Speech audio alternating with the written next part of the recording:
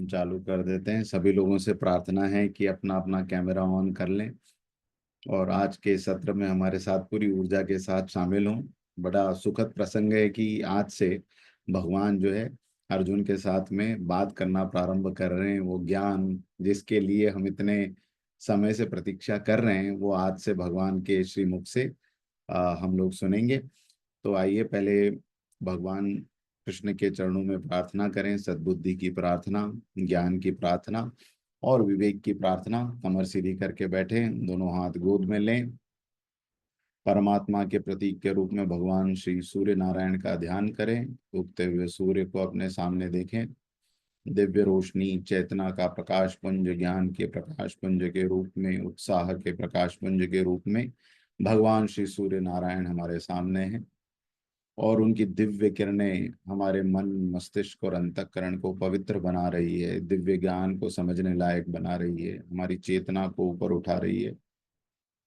ऐसे भगवान सूर्य का ध्यान करते हुए गायत्री मंत्र हमारे साथ साथ। ओम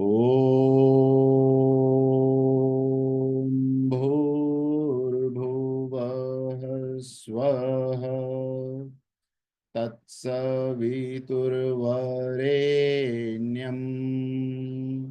भर्गो देवस्य धीमहि धियो यो नः प्रचोदयात्। हे प्राण स्वरूप, दुख नाशक, सुख स्वरूप, श्रेष्ठ एवं तेजस्वी परमात्मा, हम आपके सुंदर और दिव्य तेज का ध्यान करते हैं, उसका वरण करते हैं। आप हमारी बुद्धि को सन्मार्ग में प्रेरित करें। आप हमारी बुद्धि को सन्मार्ग में प्रेरित करें। तन्मयी मन शिव संकल्प मस्तु। ओम कृष्णाय वासुदेवाय हरये परमात्मने प्रणतः क्लेशनाशाय गोविंदाय नमो नमः। नमोस्तुते व्यास विशाल बुद्धे पुल्लारविन्दायतपत्र नेत्र येन त्वया भारत तैल पूर्णे प्रज्वालितो ज्ञानमय प्रदीप। सर्वोपनिषदो गावो दुग्धा गोपाल नंदन पार्थो वत्स सुधीर भोक्ता दुग्धम गीतामृतम महा। गुरुर्ब्रह्मा गुरुर्विष्णु गुरुरेव महेश्वर गुरुर्साक्षात् परब्रह्म तस्मै श्री गुरुवे नमः। अज्ञानतिमिरान्धस्य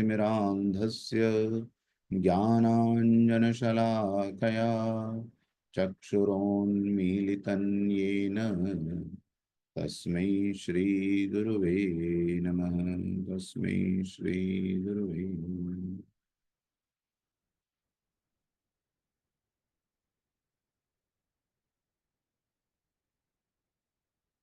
राम कृष्ण।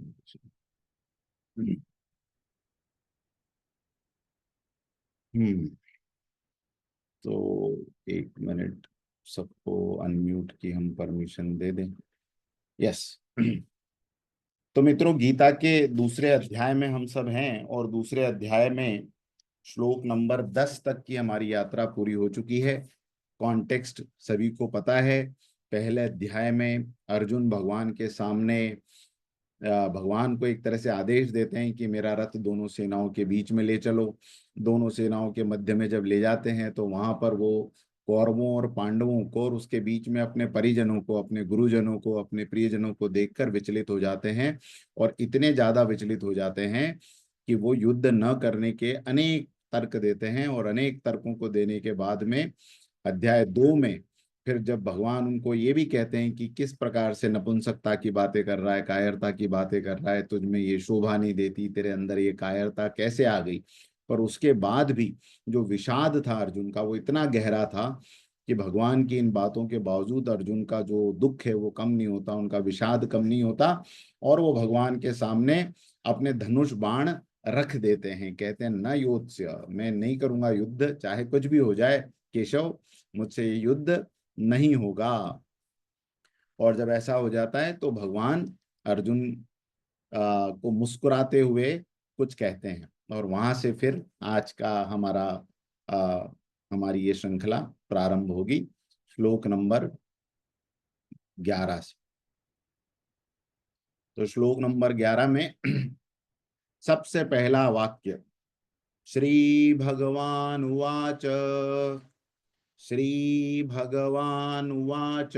भगवान उवाच, उवाच यानी बोलना, भगवान और उवाच जब मिला तो भगवानुवाच। श्री भगवान उवाच, क्या कहते हैं भगवान?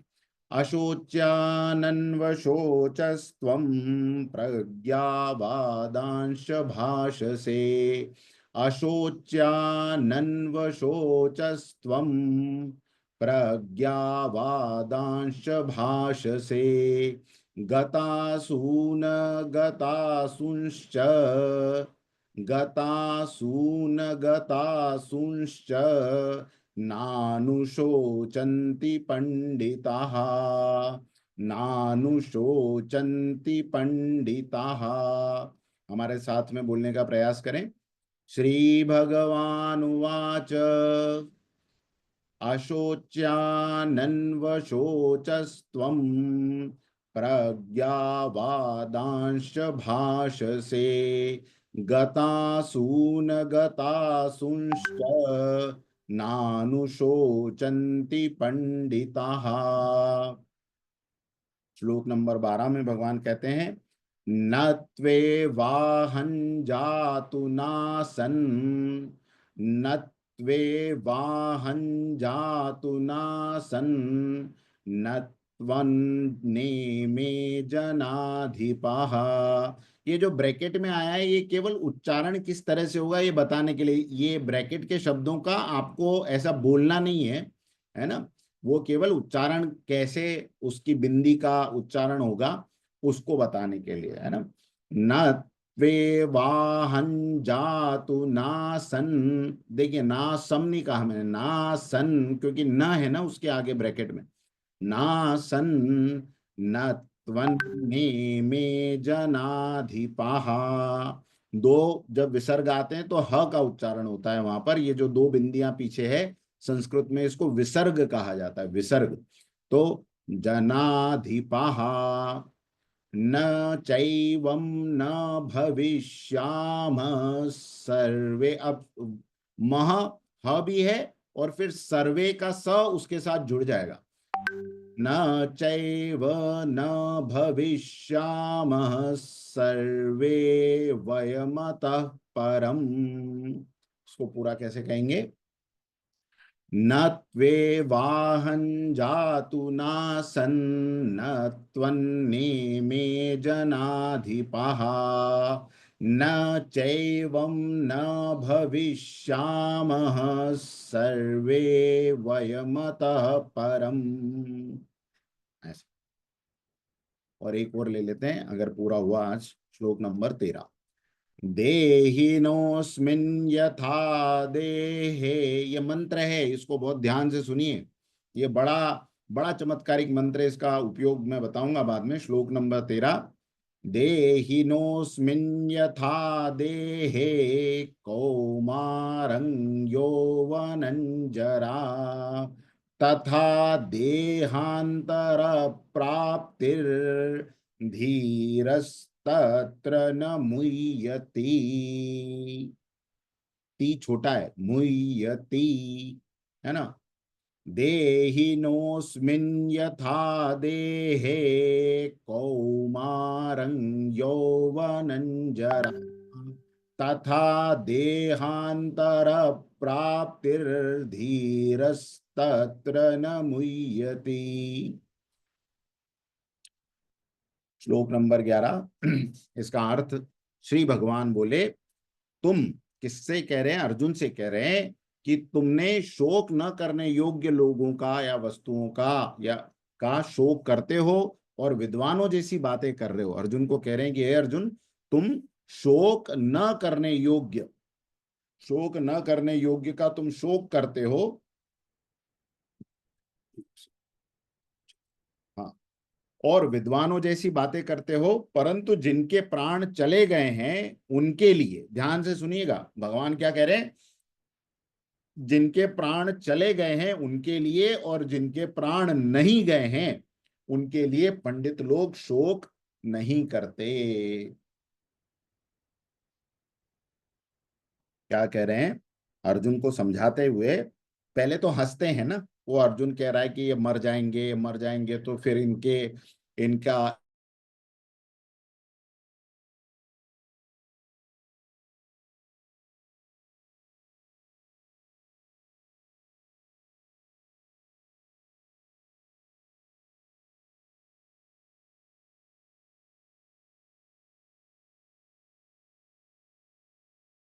मृत्यु सामने दिखाई देती है। तो भगवान वहीं से जो उसके विषाद का मूल कारण है उसी को पकड़ते हैं। और जाने या अनजाने, मैं हमेशा कहता हूं ना कि गीता अर्जुन के लिए नहीं थी, अर्जुन तो परम श्रेष्ठ भागवत महाभागवत थे, और भगवान कृष्ण के केवल भक्त ही नहीं थे, नर और नारायण के रूप में पूर्व जन्म में ही सारा ज्ञान उनका उनको प्राप्त था। लेकिन ये केवल लीला है, प्लॉट है, पिक्चर दिखाई जा रही है। पिक्चर बनाने के लिए दो एक्टर्स का होना जरूरी है, एक तरफ भगवान कृष्ण एक्टिंग कर रहे हैं, दूसरी तरफ अर्जुन एक्टिंग कर रहे हैं, लेकिन असली में ये हम सब के लिए, और हम सबका भी जो मेन पॉइंट है वहीं से भगवान शुरू करते हैं, मृत्यु। तो गीता का जो दूसरा अध्याय है वहां से मृत्यु की शुरुआत होती है, और मृत्यु की कला भगवान सिखाते हैं। मृत्यु के पार क्या है, मृत्यु के पार किस प्रकार का एक आकाश है, उस विस्तीर्ण आकाश की तरफ हम कब झांकेंगे, मृत्यु के इस विज्ञान को हम कब समझेंगे, ये सारी बातें भगवान यहाँ पर कर रहे हैं। तो इसमें सबसे पहला शब्द ध्यान देने का है, पहला शब्द ये है, गीताकार ने, गीताकार इसमें कौन हो गए? महर्षि वेदव्यास। महर्षि वेदव्यास जी ने गीता लिखी। बोली किसने? भगवान कृष्ण ने। किसके प्रति बोली? अर्जुन के प्रति बोली। ये सब चीजें सुनी किसने? संजय ने, धृतराष्ट्र ने और महर्षि वेदव्यास ने, है ना। महर्षि वेदव्यास ने ही संजय को वो दृष्टि दी थी कि वो धृतराष्ट्र को ये सारी चीजें सुना सके। तो महर्षि वेदव्यास भी उस समय उस काल में थे, और महाभारत का जो भी ये घटनाक्रम चल रहा था, महर्षि वेदव्यास भी उसको देख रहे थे अपनी दिव्य दृष्टि से। और इस प्रकार भगवान की इस दिव्य वाणी को महर्षि वेदव्यास जी ने भी सुना। तो महर्षि वेदव्यास जी ने महाभारत में जब इस गीता को निबंध किया, तो भगवान के लिए जो पहला शब्द उन्होंने प्रयोग किया श्री कृष्ण के लिए, श्री कृष्ण उवाच नहीं कहा। क्या कहा? क्या कहा? भगवान उवाच, है ना।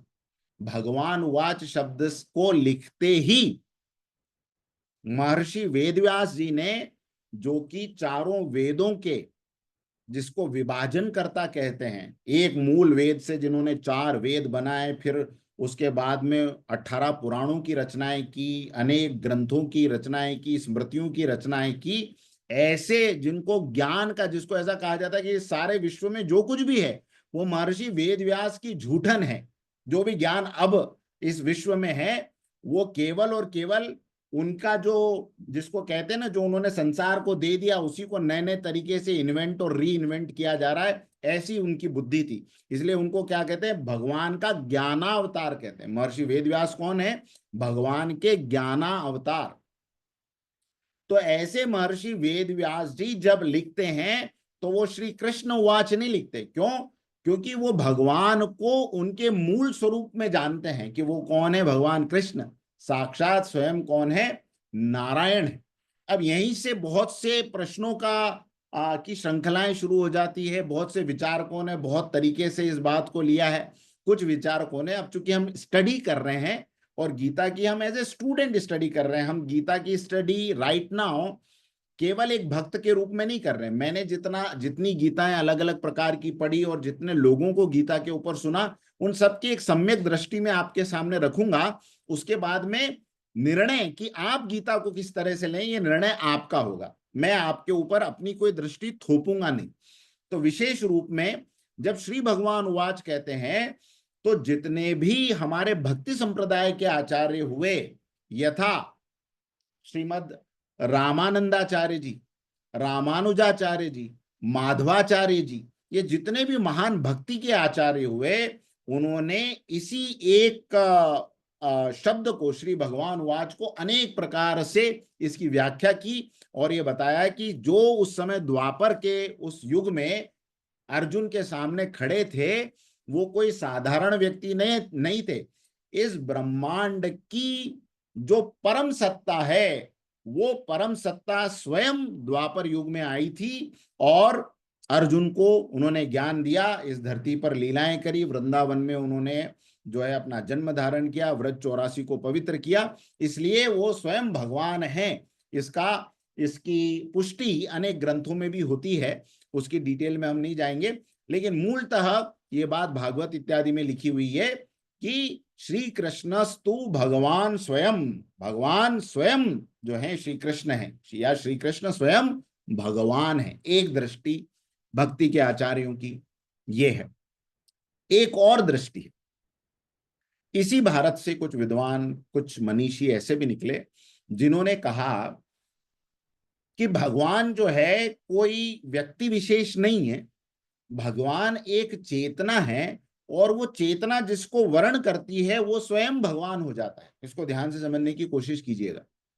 एक बूंद है जो एक चम्मच में रखी है, जब तक ये बूंद चम्मच में रखी है तब तक इस बूंद का इंडिविजुअलिज्म, इसका अपना एक स्वतंत्र अस्तित्व कायम है। लेकिन जब वो बूंद मैंने एक बाल्टी में डाल दी तो वो चम्मच की बूंद एक बाल्टी की बूंद हो गई, एक बाल्टी का जल हो गया। वही बाल्टी अगर मैंने एक बड़े हौज में डाल दी तो वो हौज का पानी हो गया, और वही हौज का पानी अगर मैंने किसी सरिता में डाल दिया, किसी नदी में डाल दिया, तो वो नदी का पानी बन गया। और वही नदी का पानी अगर मैंने समुद्र में डाल दिया तो वही बूंद अब समुद्र बन गई।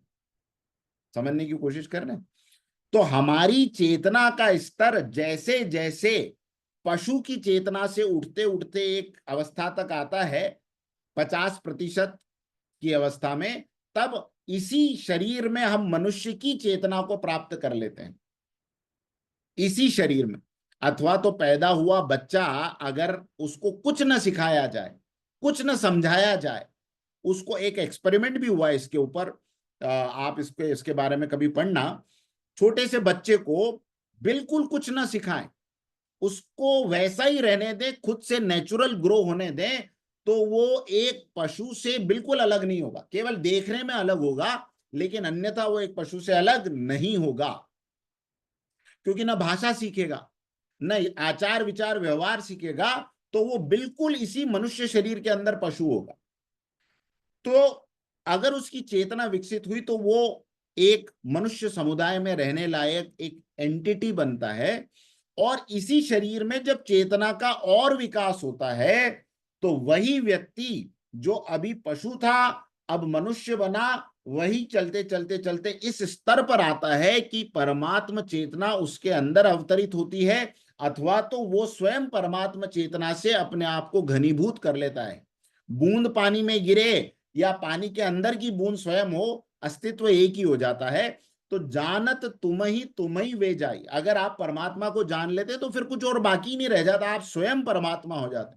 तो गीता को कुछ और व्याख्याकार इस तरह देखते हैं कि भगवान कृष्ण अपने आप में एक योगीश्वर थे। क्या थे? ये आर्य समाज की विशेषकर दृष्टि है कि भगवान कृष्ण अपने आप में क्या थे? एक योगीश्वर थे।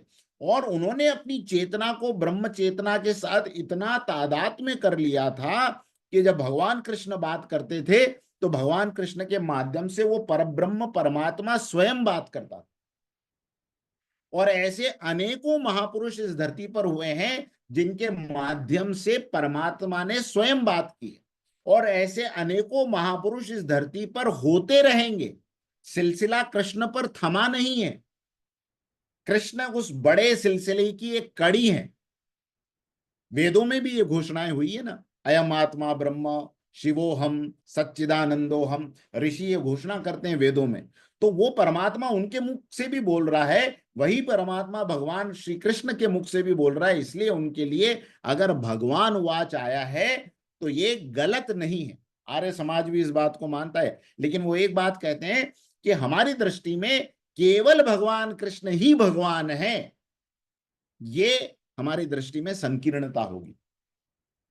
वैष्णव पंथ सनातन धर्म का एक पंथ है, वो इस बात की पुष्टि करता है। जैसे श्रील प्रभुपाद जी इस्कॉन के संस्थापक, आपने सुना होगा इस्कॉन संस्था का नाम, इस्कॉन के संस्थापक, उन्होंने गीता लिखी है। उस गीता का नाम क्या है?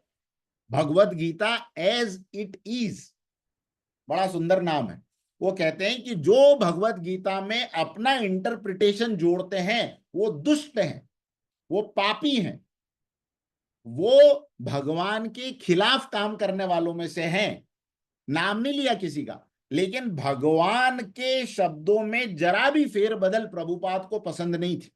वो कहते थे गीता को एज इट इज लेना पड़ेगा। अगर गीता में लिखा है, गौरव जी, अगर गीता में लिखा है श्री भगवान वाच, तो आपको मानना पड़ेगा कि केवल और केवल भगवान कृष्ण ही क्या है, हाँ, सुप्रीम गॉड हेड है, परमात्मा की अनंत असीम मूर्ति, जिसको आप किसी भी और रूप में पूजें तो वो पूर्ण नहीं मानी जाएगी, क्योंकि यहां पर श्री भगवान वाच केवल और केवल किसके लिए लिखा है, भगवान कृष्ण के लिए लिखा है। इसलिए परमपिता परमात्मा की जो मूर्ति है, तो डॉक्टर राधा कृष्णन, सर्वपल्ली राधा कृष्णन, भारत के राष्ट्रपति, उनको जब राधा कृष्णन जी का की गीता मिली पढ़ने को, तो बड़े गुस्सा हुए, एकदम क्रोध में तमतमा गए, और उन्होंने डॉक्टर राधा कृष्णन को एक चिट्ठी लिखी, ललित जी, कि मुझे लगता है कि आपने भगवत गीता पे टीका करके, हाँ, इस वैष्णव समाज की, सनातन धर्म की बहुत बड़ी हानि कर दी।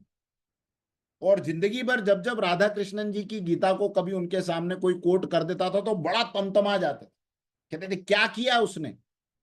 मेरी दृष्टि में वो व्यक्ति जो है वो नारकीय है। क्यों? क्योंकि उन्होंने यहां पर अपना इंटरप्रिटेशन किया कि ये कृष्ण के अंदर की कोई चेतना बोल रही है। नहीं नहीं, साक्षात कृष्ण ही भगवान है, कृष्ण के अंदर कोई भगवान आके बोले ऐसा मैं नहीं मानता, और ऐसा जो मानता है वो मेरी दृष्टि में ईश्वर के खिलाफ काम कर रहा है। प्रजापिता ब्रह्मा कुमारी ईश्वरीय विश्वविद्यालय, ब्रह्मा कुमारी, सिस्टर शिवानी इत्यादि इत्यादि का आपने नाम सुना होगा। प्रजापिता ब्रह्मा कुमारी की एक और थियरी है।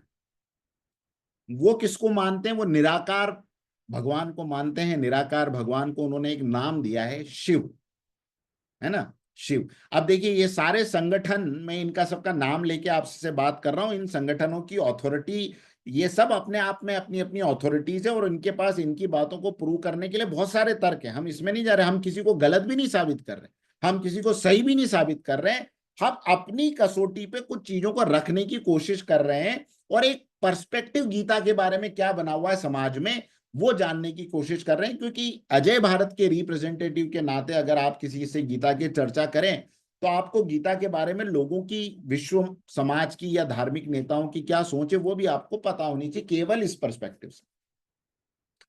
प्रजापिता ब्रह्मा कुमारी इसका मानना है इस संसार को बनाने वाली एक निराकार चैतन्य शक्ति है, जिसका नाम उन्होंने दिया शिव। और ये शिव, जो भगवान शिव शंकर जी को हम पूजते हैं, उससे ये भिन्न है। वो शंकर जी एक साकार साकार देवता हैं, ब्रह्मा विष्णु और महेश की तरीके से। इन तीनों के ऊपर जो निराकार शक्ति है उसको उन्होंने नाम दिया है शिव, या उन्होंने नाम दिया या उस शक्ति ने, उनके संस्थापक दादा लेखराज, जिनको वो प्रजापिता ब्रह्मा कहते हैं, उनको बताया कि मैं शिव हूं। ये एक अलग थियरी।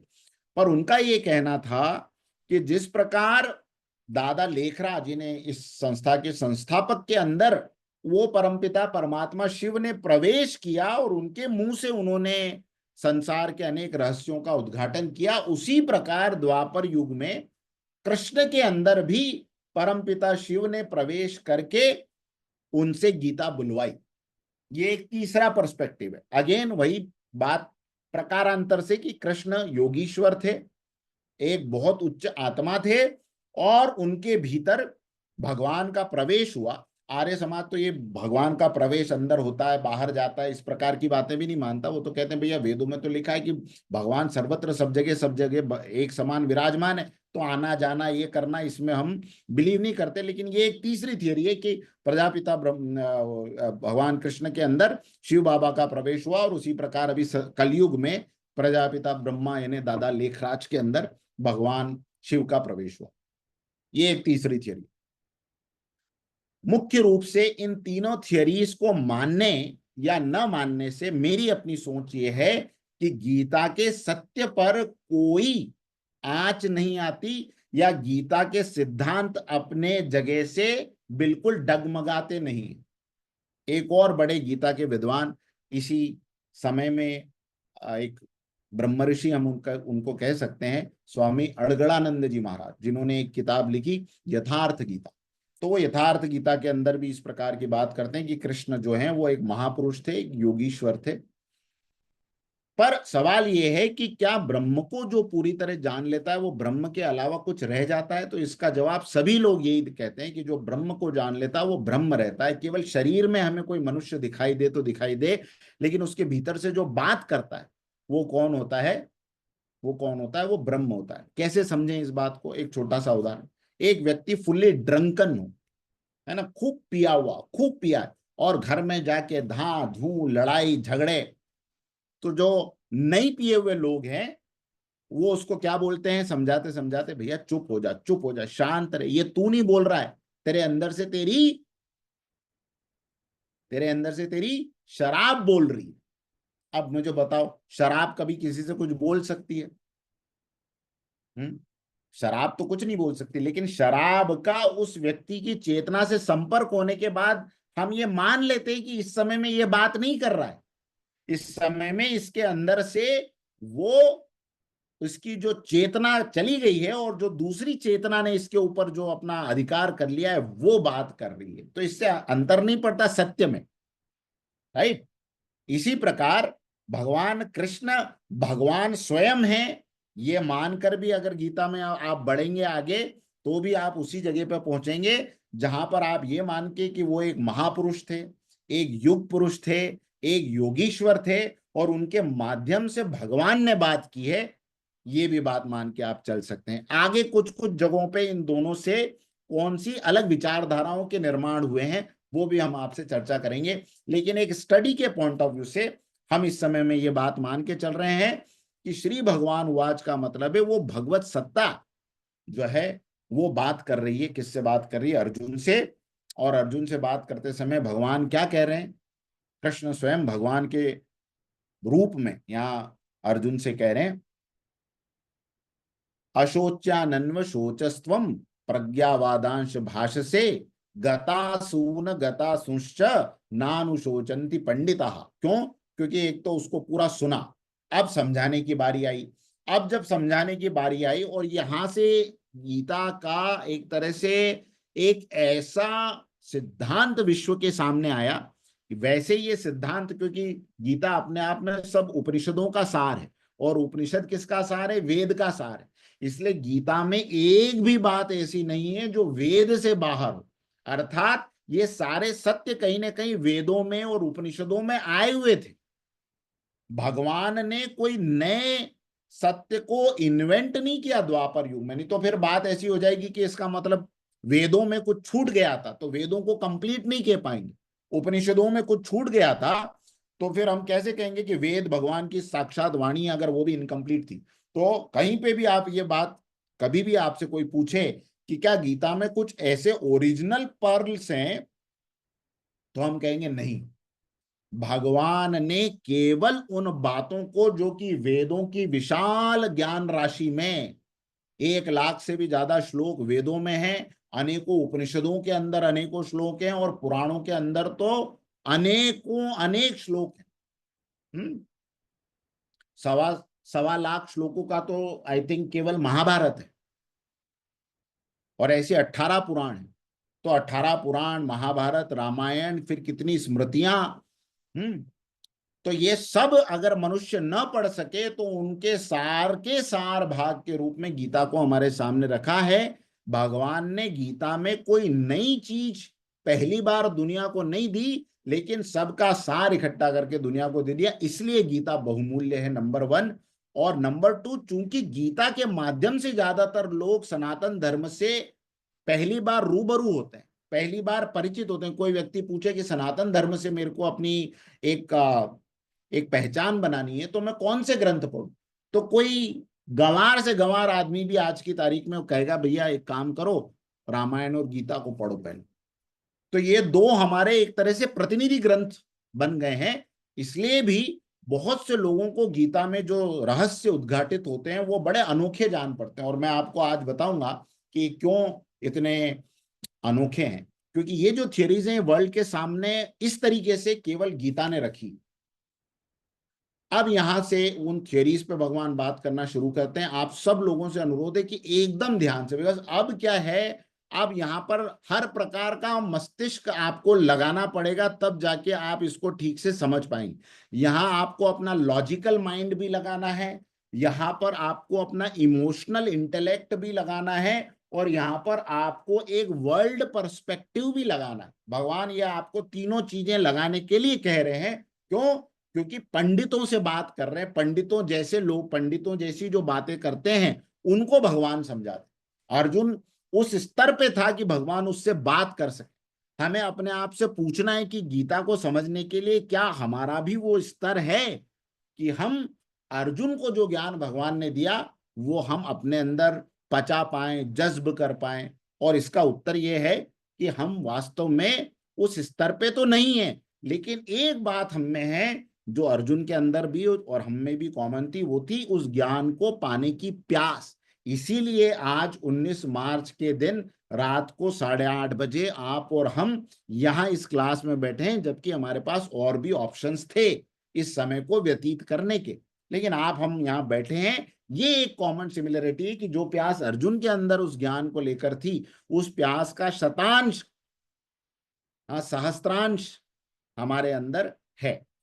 तो अब इस ज्ञान को हम समझते हैं, और मैं कोशिश करूंगा मेरी सीमित से भी सीमित बुद्धि, एकदम क्षुद्र बुद्धि से आपको जो कुछ मैं समझ पाया हूं वो समझाने की, ये कहते हुए कि ये इस गीता के ज्ञान के मूल अंश का शायद करोड़वा हिस्सा भी नहीं होगा। भगवान क्या कहते हैं? तुम त्वम अशोच्य, अशोच्य, शोच्य का मतलब होता है शोक करना, और अशोच्य का मतलब होता है जिसका शोक नहीं करना चाहिए, उनका अन्वशोचस्त्वम, उनका शोक करते हो। और प्रज्ञावादान, प्रज्ञावाद का मतलब होता है, प्रज्ञा का मतलब होता है बुद्धिमानी, है ना, बुद्धिमानी से भी और ऊपर की एक बात, थोड़ी रिफाइंड इंटेलेक्ट, है ना, विजडम, और रिफाइंड विजडम जिसको हम कह सकते हैं, वो प्रज्ञा कहलाती है ना। प्रज्ञावाद, पंडितों जैसी बातें करना, विद्वत्ता की बातें करना, ये भी तुम कर रहे हो। इतने पूरे एक अध्याय में कितनी विद्वत्ता की बातें अर्जुन ने की, हम खुद भी उसके ज्ञान से हैरान थे कि यार कहाँ कहाँ से तर्क लेकर आ रहा है। तो विद्वत्ता की बातें भी करते हो। भगवान कहते हैं लेकिन मेरा सिद्धांत सुनो अर्जुन, यहां से अपने सिद्धांत पे बात करना शुरू। और अर्जुन हैरान है एक एक लाइनों को सुन के, और हम भी अब हैरान होने वाले हैं। भगवान कहते हैं, पहली लाइन में कह देते हैं, पहली लाइन में उसके सारे तर्कों का इतना बेस, जिसको कहते हैं ना, उसके चादर उसके नीचे से उड़ा दी। गतासून गतासूंश्च नानुशोचंति पंडित, है अर्जुन, जो लोग चले गए हैं इस संसार से और जो लोग रहे हैं इस संसार में, गतासून जो चले गए हैं, अगतासून जो नहीं गए हैं, बुद्धिमान लोग उनके लिए शोक नहीं करते। सुनो, बहुत बड़ी बात कह रहे हैं, ध्यान से समझना। और इसमें जिंदगी का बहुत बड़ा सार है।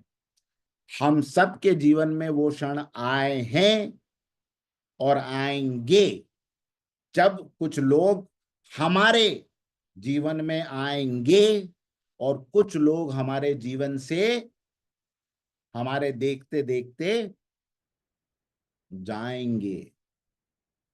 गतासून, अगतासूंश्च, गतासून जो चले गए, अगतासून जो नहीं गए हैं। नहीं गए हैं का मतलब नहीं जाने वाले हैं, ऐसा भी है क्या गौरव अग्रवाल जी? नहीं। डॉक्टर दिनेश?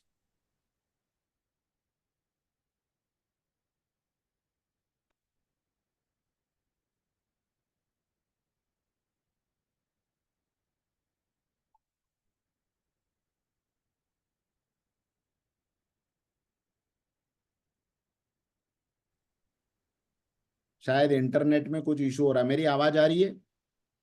जी सर, आ रही है, आ रही है। ओके।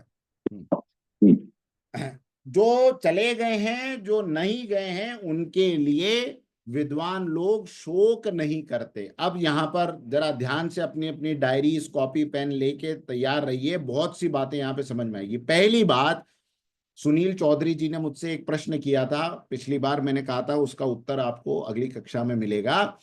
इस योग को, इस अध्याय को सांख्य योग का नाम दिया, तो उनका प्रश्न ये था कि सर ये सांख्य क्या है, सांख्य योग क्यों कहा, है ना। योग का मतलब जहां जहां भगवान से जुड़ना हो, तो इसके माध्यम से भगवान से जुड़ना हो रहा है, तो योग तो हो गया। योग का मतलब जुड़ना, ईश्वर से हम यहाँ जुड़ रहे हैं, लेकिन किस पद्धति से जुड़ रहे हैं, इस पद्धति को नाम दिया गया सांख्य योग। तो सांख्य का मतलब, सुनील जी और बाकी आप सब लोग भी नोट करिए, सांख्य शब्द बना है एनालिटिकल होने से, लॉजिकल होने से। इसी से संख्या शब्द निकला है, संख्या। कोई कहता है ना भैया हवा में बात मत कर, नंबर्स में बात कर। क्यों नंबर में? नंबर में भटकने की संभावना कम है, नहीं के बराबर। इमोशनल मत हो जाओ। मैंने बहुत से लोग देखे थे, अभी क्लैरिटी नहीं आई। मैंने 15 लोग देखे थे, अब क्लैरिटी आई। मैंने 15 लाख लोग देखे थे, अब क्लैरिटी आई। तो संख्या क्या करती है, आपको एक क्लैरिटी देती। अर्जुन किस चीज में है? अर्जुन ने क्या बोला था? अर्जुन ने बोला था कि भगवान मेरे हृदय में बहुत भ्रम है। कुतस्त्वा कश्मलमिदम, भगवान कह रहे हैं ये भ्रम, ये कायरता तेरे में कैसे आई? और अर्जुन यही कह रहा है कि मेरे को तो कुछ समझ में नहीं आ रहा। शिष्यस्तेयं स्वादिमाम त्वाम प्रपन्नम कार्पण्य दोषोपहत स्वभाव, मेरा स्वभाव, मेरा इंटेलेक्ट सब कुंद हो गया है। तो जो कुंद इंटेलेक्ट का आदमी है, जिसका स्वभाव, जिसके दिमाग की क्लैरिटी खो गई है, उसको जब आपको समझाना हो तो किस पद्धति का प्रयोग करना पड़ेगा? सबसे पहले सांख्य की पद्धति का प्रयोग करना पड़ेगा। भगवान ने किसी भी क्लैरिटी को देने के लिए पहली पद्धति जो सुझाई है, वो कौन सी सुझाई है? सांख्य की। एनालिटिकल हो जाओ। कोई आदमी आपसे कह रहा है मेरा मूड बहुत खराब है, मुझे लग रहा है मैं कमजोर फील कर रहा हूं, तो डॉक्टर इसी पद्धति का प्रयोग करते हैं। डॉक्टर हैं अभी हमारे दिनेश शर्मा जी, दिनेश शर्मा जी हैं डॉक्टर्स, इसी पद्धति का प्रयोग करते हैं। प्रमोद यादव जी। हाँ, एक पेशेंट आपके पास आता है, सर मेरी तबीयत खराब है, तो आप पहला प्रश्न क्या करते हो? कब से है, कितने दिन से है? तो कितने दिन से तबीयत खराब है? वो कहेगा पाँच सर, 5-7 दिन से। फिर फिर आगे हिस्ट्री। पूछिए ना मुझसे, मेरी तबीयत खराब है, पूछिए। सर आप कितने दिन से बीमार हैं? 5 दिन से। कब से हो रहा है ये? 5 दिन से हो रहा है। क्या और क्या तकलीफ हो रही है? दर्द हो रहा है। कहाँ दर्द हो रहा है? पेट, हाथ पैर सर दर्द? पेट में दर्द। पेट में? खाना आपको जा रहा है कि नहीं जा रहा है? खाना खाते समय तकलीफ? देख रहे हैं, सांख्य, ये है सांख्य। क्यों आपने मुझे, जैसे ही मैंने कहा 5 दिन से दर्द हो रहा है, आपने तुरंत मुझे गोली नहीं दे दी, लेटा नहीं दिया कि चलो आप अभी हॉस्पिटल में एडमिट हो जाओ, भर्ती हो जाओ? देखना पड़ेगा ना कितने दिन से है देखना क्या। पड़ेगा क्या प्रॉब्लम है, कितनी है, किस ग्रेविटी की है, उसके लिए देखने के लिए। अच्छा, आपने आपकी आंखों पे हाथ किसने रखा था? आपने, आपको तो, आप तो मेरे को देख ही रहे थे, फिर आपने ये शब्द क्यों प्रयोग किया कि देखना पड़ेगा? बिना हिस्ट्री के सर आगे कुछ हो ही नहीं सकता। नहीं नहीं, तो देख तो रहे थे, अभी आपने कहा देखना पड़ेगा। क्या देखना था? मेरे को देखना था या मेरी हिस्ट्री को देखना था? क्या देखना? हिस्ट्री, आपकी हिस्ट्री लेना है कि कितने दिन से क्या हाँ, है, प्रॉब्लम क्या आ रहा है इस कब से। आंकड़ों को देखना था ना आपको, मुझे यस आपका यस। मतलब है आपको आंकड़े देखने थे। Yes sir yes sir. यही सांख्य है। सांख्य आपको घटना के परे जाके उसकी मूल विषय वस्तु दिखाने का प्रयास करता है। अर्जुन विषाद में है, भगवान को उसकी वो प्रॉब्लम, वो डिजीज समझ में आ रही है, लेकिन भगवान उसको एनालिटिकल अप्रोच देने की कोशिश कर रहे हैं कि इससे इसका विषाद दूर हो। विषाद को तोड़ने का पहला तरीका भगवान ने अपनाया, सांख्य। आप लोगों से भी रिक्वेस्ट, अगर कोई व्यक्ति आपके सामने हारा हुआ, हताश, निराश महसूस करे, प्रश्न करिए। उसके उस निराशा को तोड़ने के लिए सिर पे हाथ फिराना एक कला है, और दूसरी कला है सांख्य का प्रयोग करना। क्या सुनना। एग्जैक्टली क्या हो गया? किस चीज से परेशान? हाँ, जॉब नहीं लग रही, शादी नहीं हो रही, किससे परेशान? अच्छा, शादी नहीं हो रही, कुल मिला के परेशानी है। तो हमको देख ले भाई, दूसरी परेशानी तेरी तुरंत दूर हो जाएगी, है ना? जो शादी हो गई है उनका क्या है? ठीक है, कहीं से जोरदार। हाँ, ये सांख्य का प्रयोग नहीं है, ये आगे के योग में भगवान बताएंगे कि मुझे देख। हाँ, तो सांख्य के प्रयोग में प्रश्न पूछे जाते हैं या एनालिटिकल आंसर्स दिए जाते हैं। अभी भगवान ने उसको एक बहुत सॉलिड एनालिटिकल आंसर दिया है, जिसको लेके वो रो रहा है ना, उसको लेकर एक एनालिटिकल आंसर दिया है कि अर्जुन सुन ले बात, जो चले गए हैं और जो नहीं गए हैं, उन दोनों के लिए पंडित नहीं रोते, समझदार व्यक्ति नहीं रोता, नहीं शोक करता। अच्छा, इसमें दो तीन बातें ध्यान रखने की। क्या? पहली बात, शोक करना और दुखी होना, इसमें अंतर है कि नहीं है, मैं आपसे पूछना चाहता हूं। नहीं तो यहीं से सब गीता को गलत समझना शुरू कर देते हैं। अरे बंद करो यार, अपने तो बस का नहीं है क्या? अरे क्या रोएंगे नहीं क्या यार? अरे क्या आंसू नहीं आएंगे क्या यार? हेलो, ऐसा होता है ना, गीता यहीं से लोग बंद कर देते, अपने बस की नहीं दादा। मेरा आपसे पूछना यह है, संस्कृत इसलिए आनी चाहिए थोड़ी, शोक में और रो दुख में अंतर है क्या? शोक में और दुख में बाहर से देखा जाए तो अंतर नहीं दिखाई देगा, लेकिन ऐसे अनेकों अवसर मैंने भगवान के ग्रंथों में, भगवान के जीवन को जब हम ध्यान से पढ़ते हैं तो दिखाई देता है कि कई जगहों पे भगवान स्वयं रोए हैं। अच्छा, आपने रामायण सीरियल देखा है? रामायण, महाराजा दशरथ जब स्वर्गवासी हो गए और भगवान राम को, वो अरुण गोविल जी का सीरियल मैं बोल रहा हूँ, हाँ, पुराना वाला, असली वही रामायण असली थी, बाकी तो सब उस पर आर्टिफिशियल हुआ है, कॉस्मेटिक्स। लेकिन असली रामायण जो रामायण से मिलता हुआ एकदम अभिनय है, अरुण गोविल जी का, रामानंद सागर जी की रामायण, उसमें जब भगवान को पहली बार पता चलता है कि महाराजा दशरथ का स्वर्गवास हो गया, तो आपको क्या लगता है? याद करिए, भगवान राम रोए थे उसमें, दर्शन निहाल जी, कि नहीं रोए थे, कि ऐसे बैठ गए थे? गतासून गतासूंश नानु शोचंती पंडिता, सीता जी चलिए खिचड़ी बनाइए, भूख लग रही है, महाराजा तो आते रहते हैं, महाराजा तो जाते रहते हैं, कि भगवान रोए थे? क्या क्या लगता है, रोए थे? क्योंकि रोल में थे तो वो सब अभिव्यक्ति करते थे जो भी उनको फीलिंग होती थी। हाँ, रोए थे इसका मतलब, है ना? जी जी अच्छा, जी। फिर उसके बाद में जब आगे चल के सीता जी चली गई, सीता जी का अपहरण हो गया, गतासून गतासूंशा भी नहीं हुआ, केवल पंचवटी से रावण उठा के ले गया, तो भगवान ने क्या किया? अरे लक्ष्मण, सब मोह माया है, लोग आते हैं लोग जाते हैं, आज सीता भी चली गई, कल मैं भी चला जाऊंगा। भगवान रोए क्या? नो इतना नो। रोए, इतना रोए कि महादेव जी और सती, पार्वती जी। पार्वती जी का पूर्व जन्म, सती जी जा रही थी और दूर से भगवान शिव उनको देख के, हे पर ब्रह्म परमात्मा सच्चिदानंद परमात्मा, आपको अनंत कोटि प्रणाम है, लाख लाख प्रणाम है, ये करने लग गए। तो सती जी पूछने लगे किसके लिए कर रहे हो? बोले वो जो सामने। तो क्या कौन? वो जो आदमी रो रहा है और चिल्ला चिल्ला के हा सीता हा सीता, और जानवरों से पूछ रहा है और पेड़ों और पत्तियों को पकड़ पकड़ के पूछ रहा है कि तुमने सीता को देखा? अरे इतनी तो बुद्धि होनी चाहिए कि पेड़ थोड़ी बताएंगे कि सीता कहाँ गई है। इसको आप कह रहे हो सच्चिदानंद घन परमात्मा? इतना रोए भगवान, वहां भी रोए। अच्छा, तीसरा उदाहरण, जब लक्ष्मण जी को नागपाश से, और नागपाश भी नहीं, उसके पहले जो एक शक्ति मारी थी मेघनाथ ने, जिससे वो मूर्छित हो गए थे, उस समय में भगवान कितना रोए? रोए थे कि नहीं रोए थे? हे लक्ष्मण, मैं माँ सुमित्रा को क्या कहूंगा, माँ कौशल्या को क्या कहूंगा? हाँ, हे भैया मुझे छोड़ के मत जाओ।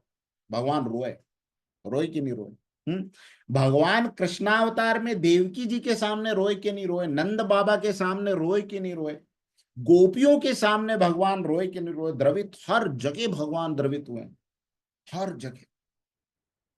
तो फिर ये लिखा है गतासून गतासूंश्च नानु शोचंती पंडिता, इसका क्या अर्थ? देखिए, प्रसन्नता की भावना, दुख की भावना, आंसू, ये सब ईश्वर ने बना के हमें भेजा है। मनुष्य पत्थर नहीं है। मनुष्य संवेदनशीलता का ऐसा इतना बड़ा खजाना है।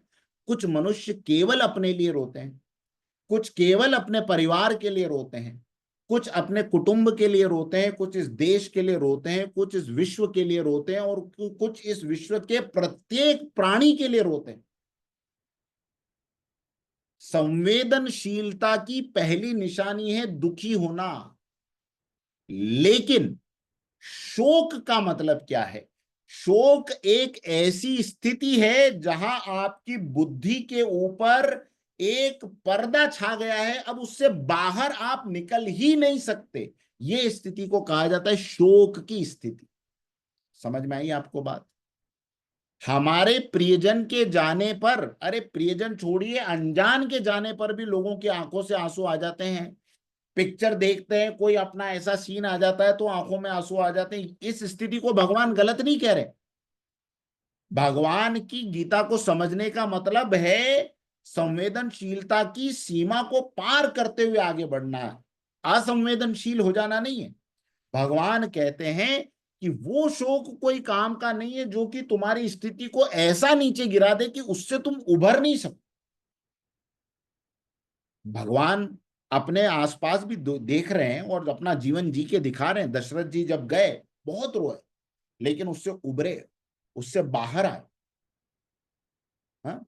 जाने वालों का और अनजानों का शोक न करने का मतलब है उस स्थिति को अनुभव करके उसी के अंदर अपने जीवन को समाप्त नहीं कर देना। जैसे अर्जुन सब कुछ छोड़ के बैठ गया था, अल्टीमेट डिप्रेसिव स्टेट, जहां से अब किसी और चीज की गुंजाइश नहीं है, अर्जुन वहां पहुंच गया था। तब भगवान उसको समझा रहे हैं कि गतासून नानु शोचंती पंडिता। हे अर्जुन, जो चले गए हैं और जो नहीं गए हैं उनके लिए इस प्रकार जो तू शोक कर रहा है ये उपयुक्त नहीं है। तो यहां पर भगवान क्या कर रहे हैं? एक तो लॉजिकल और एनालिटिकल अप्रोच ले रहे हैं, और अब क्या बताते हैं इसको ध्यान से समझिएगा। अशोच्यानन्व शोचस्त्वम, दो चीजें कह रहे हैं। जिनके लिए शोक नहीं करना चाहिए तो उनके लिए शोक करता है। अब किनके लिए शोक नहीं करना चाहिए? किनके लिए शोक नहीं करना चाहिए? भगवान अर्जुन को समझाते हैं, इस संसार को अर्जुन तू समझ ले, इसके अंदर दो डिपार्टमेंट्स हैं। और आप सब लोग भी आज इस श्लोक को बड़े ध्यान से समझिएगा। इस वर्ल्ड में, इस संसार में दो डिपार्टमेंट्स है। कौन से दो? एक है शरीर और एक है शरीरी। शरीर और शरीरी। शरीरी यानी जो शरीर के अंदर रहता है, यानी आप, और एक है आपका ये बाहर दिखाई देने वाला शरीर। ये जो शरीरी है वो आप हैं, वो परमात्मा है, वो आत्मा है। उसके कुछ भी नाम आप दे दीजिए, गीता में उसके अनेकों नाम दिए। जैसे क्षेत्र, शरीर को कहा है क्षेत्र, और क्षेत्रज्ञ, उस क्षेत्र के अंदर रहने वाला क्षेत्रज्ञ। ये शरीर जो है ना हमारा, ये जड़ है, इसलिए कहते हैं ये हमारा शरीर, ये हमारा हाथ, ये हमारी नाक, ये हमारे कान। तो ये हमारा हमारा हमारा बोलने वाला कौन है? ये तत्व कोई अंदर है जो जब तक रहता है तब तक इस शरीर की वैल्यू रहती है। जब वो तत्व वहां से चला जाता है तो इस शरीर की कोई वैल्यू नहीं रहती। उसी को प्यार करने वाले बाहर फोन फान लगाना शुरू कर देते हैं, भैया आओ ले जाओ इनको जल्दी से, कोई रखने को तैयार नहीं है एक दिन ज्यादा। तो एक है शरीर और एक है शरीरी, ये दो डिपार्टमेंट। अब क्या ये केवल हमारे डिपार्टमेंट? इस दुनिया को आप इन दो डिपार्टमेंट्स में बांट सकते हो। कुछ शरीरी है और कुछ केवल शरीर है। जैसे एक स्टोन, पत्थर केवल जड़ है, जड़, उसके अंदर चेतनता नहीं है। लेकिन एक पशु, एक पक्षी, एक मनुष्य, इनके अंदर एक चेतन शक्ति भी है और एक जड़ शक्ति भी है। इतनी बात पहले क्लियर हो गई कि इस पूरा संसार दो हिस्सों में बटा हुआ है। लॉजिकली क्लियर हो गया। दो ही है कि कोई तीसरा भी है? एक है जड़ जो खुद से कोई मूवमेंट नहीं कर सकते, एक है चेतन जो मूवमेंट कर सकते हैं किसी जड़ चीज के सहारे। यही दो है ना, कि कोई तीसरी चीज भी है? दो ही है। पूरी धरती को दो हिस्सों में आप बांट सकते हो, एक जड़ और एक चेतन। चेतन जो मूवमेंट कर सकता है, जिसके अंदर गति है। अब पेड़ मूवमेंट नहीं कर सकते तो इसका मतलब पेड़ क्या है? पेड़ चेतन ही है, क्योंकि ये मूवमेंट नहीं कर सकते लेकिन ये मूवमेंट करते हैं, ग्रो होने का मूवमेंट करते हैं ना। तो पेड़ क्या है? चेतन है। जानवर चेतन है, हम चेतन है, लेकिन हम जिससे चेतन है, हम और ये हमारा शरीर, तो उस तत्व को कहा गया है आत्मा या चेतना। अब भगवान क्या कहते हैं, अगेन पकड़ के चलिएगा, कि जिसका शोक नहीं करना चाहिए। अब इसको समझते हैं भाई, किसका शोक नहीं करना है? शरीर को समझिए। यहां से एकदम सांख्य की अप्रोच पे चलना है, एनालिटिकल लॉजिकल होके समझने की कोशिश करना है। भगवान क्या कह रहे हैं? भगवान समझा रहे हैं, अर्जुन ये जो शरीर है ना अर्जुन, शरीर तेरा मेरा, ये जो सामने दिख रहे हैं उनका, तेरे तेरे पीछे खड़े पांडव उनका, सबका, ये शरीर जन्म लेता है, ये शरीर मरता है। दो चीजें, ये ध्रुव सत्य। जो इस जीवन में आया है उसका जन्म निश्चित हुआ है, जिसका जन्म हुआ है उसकी मृत्यु निश्चित होनी है। जन्म और मृत्यु होनी। अगली बात, हर जन्म में रिश्ते, परिवार और कुल सब बदलता रहता है। आज हम यहां पैदा हुए तो यहां तेरा कुल है, वहां कल पैदा होगा, कल किसी और देश में पैदा होगा तो उस देश में तेरा कुल होगा। आज मनुष्य शरीर में आया है तो मनुष्य जाति के तेरे संबंधी हैं, कल को तू पशु की जाति में जन्म लेगा तो पशु की जाति के तेरे संबंधी होंगे। हर जन्म में रिश्ते, परिवार और कुल सब बदलता है। इसी परिवार में आत्मा दोबारा जन्म लेती है तो पिता पुत्र हो जाता है, पुत्र पिता हो जाता है, पिता पत्नी बन जाता है, पत्नी पिता बन जाती है, सब हो सकता है। अगली बात, इस जन्म के भोग, यानी जो कुछ आपके आसपास इस वक्त दिखाई दे रहा है, ये सब कुछ, आप एक भी चीज की लिस्ट बना के ये नहीं कह सकते कि ये चीज जो इस वक्त मेरे आसपास दिखाई दे रही है ये मेरे साथ सदा रहने वाली है। न भोग, न रिश्ते, न समृद्धि, अफ्यूलेंस, अबंडेंस, ये भी है ना, मटेरियलिस्टिक जितनी चीजें यहाँ है, चाहे वो रिश्ते हों या भोग सामग्री हो, ये सब के सब एक दिन छूटने वाले हैं। अभी तक की रीजनिंग में अगर कहीं पे भी कोई डाउट हो तो मुझे पूछ लेना, एनालिटिकली देखेंगे तो ये सब कुछ सही दिखाई देने लगेगा। अब अगली आसपास की बात, हम अपने आसपास अनेकों लोगों को मरता हुआ देखते हैं। सुबह से आप न्यूज उठा लीजिए, आज यहाँ मरे 5, वहां मरे, कल यहाँ मरे, ऐसा हो गया वैसा हो गया, वहां लड़के ने गाड़ी गाड़ी को शराब पी के ठोक दिया, फिर ओम नमः शिवाय करने लगा, तमाम जो अभी आजकल न्यूज इत्यादि में हम देख रहे हैं। हम अपने आसपास अनेकों लोगों को रोज मरता हुआ देखते हैं अथवा तो सुनते हैं, पर हमें शोक नहीं होता, हम नहीं रोते, हम शोकित नहीं होते। कारण, हु विल आंसर? इससे अनेकों हमारा लोगों को मरता हुआ देखते हैं, हम दुखी नहीं होते, क्यों नहीं होते? उससे हमारा मटेरियलिस्टिक कनेक्शन नहीं है। उनसे हमारा कोई मटेरियलिस्टिक कनेक्शन नहीं है। अब ध्यान से सुनना और समझने की कोशिश करना, सबका यही आंसर है ना अगम जी? यही आंसर है ना? हम दूसरे लोगों को देखते हैं मरते हुए, उनसे हमारे को कोई ठीक है यार, अब रे यार अच्छा नहीं हुआ, बस इतना। हाँ, इमोशनल कनेक्शन नहीं। हमारा कोई इमोशनल कनेक्शन उनके साथ में नहीं है। इसलिए वहां पर तो हम भगवान की वो बात मान लेते हैं ना, गतासून चा नानु शोचंती, हाँ वहां हम पंडित हैं। क्यों? ठीक है यार, लोग आते जाते हैं, एक्सीडेंट होते ही रहते हैं। उसमें हमारी मेरे हैं की बुद्धि नहीं है। ये लाइन मैंने लिखी है, आप बात मानते हो तो बाय कर लेना, ये मेरा रैशनल। क्या? कि हम इसलिए नहीं शोक करते कि उसमें मेरे हैं की बुद्धि नहीं है। ठीक है?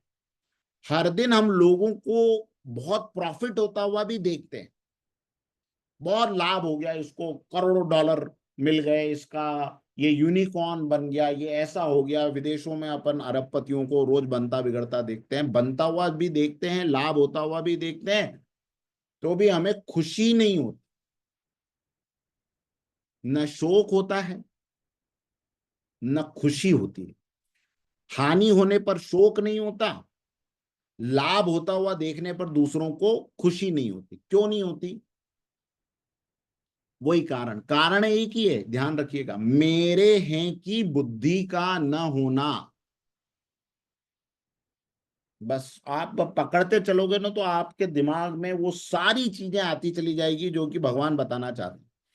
मेरे हैं, बस ये वर्ड को नोट करके 4 अंडरलाइन बनाइए। मेरे हैं की बुद्धि से शोक और मेरे हैं की बुद्धि से प्रसन्नता कनेक्टेड है। इतना समझ में आ रहा है? ठीक है, आगे बढ़ते हैं।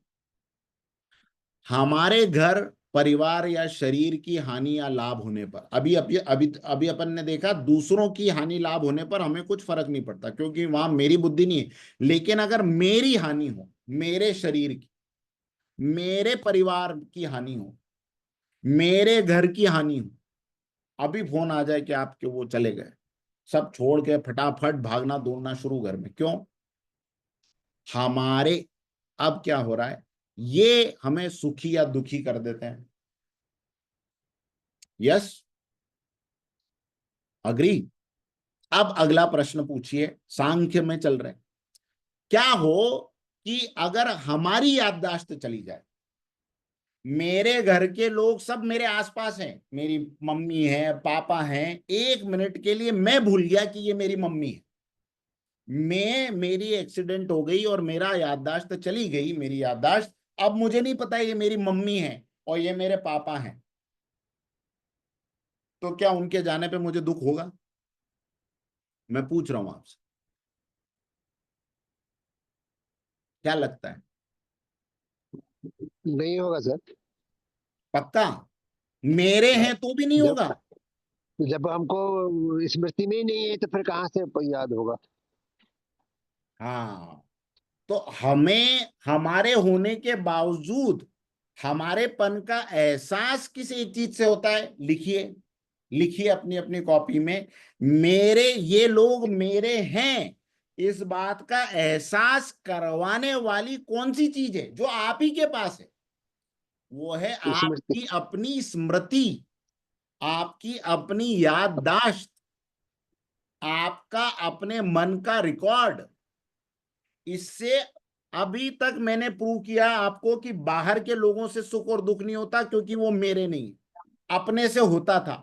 अब मैंने आपको ये प्रूव किया कि अपने भी लोगों से एक्चुअल सुख और दुख नहीं होता, आपकी अपनी, चौहान साहब, आपकी अपनी उनके प्रति स्मृति से आपको सुख या दुख होता है। हेलो,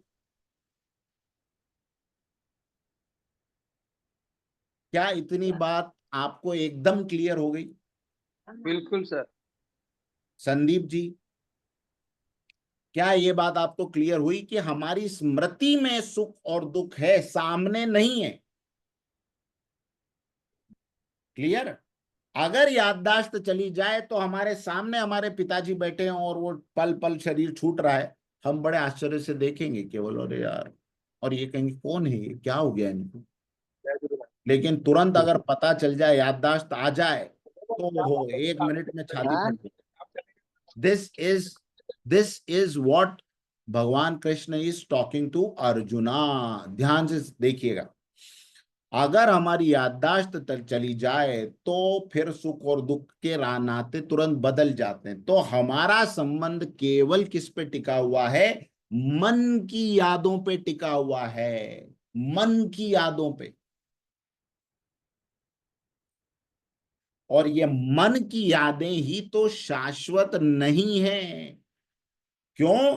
क्योंकि जैसे ही जन्म, ये शरीर का बदला, शरीर का नया देह बना, वहां ये मन नए लोगों से राग कर लेगा, नए लोगों से द्वेष कर लेगा, नए लोगों को अपना मानने लगेगा, नए लोगों को पराया मान, कुछ भी उसकी पुरानी स्मृति में रह ही नहीं जाएगा। तो ये शाश्वतता जिसको हम कहते हैं कि यही मेरे हैं, ये तो यहीं के यहीं ये पूरा के पूरा तर्क धराशायी हो जाता है, क्योंकि ये सब चीजें जो है एक चेंजिंग स्टेट के अंदर के रिफ्लेक्शंस हैं, नथिंग मोर देन दैट।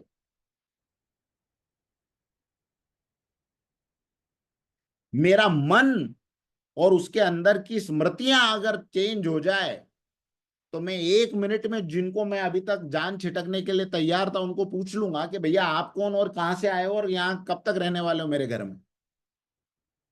तो अब प्रश्न फिर से, क्या कभी किसी का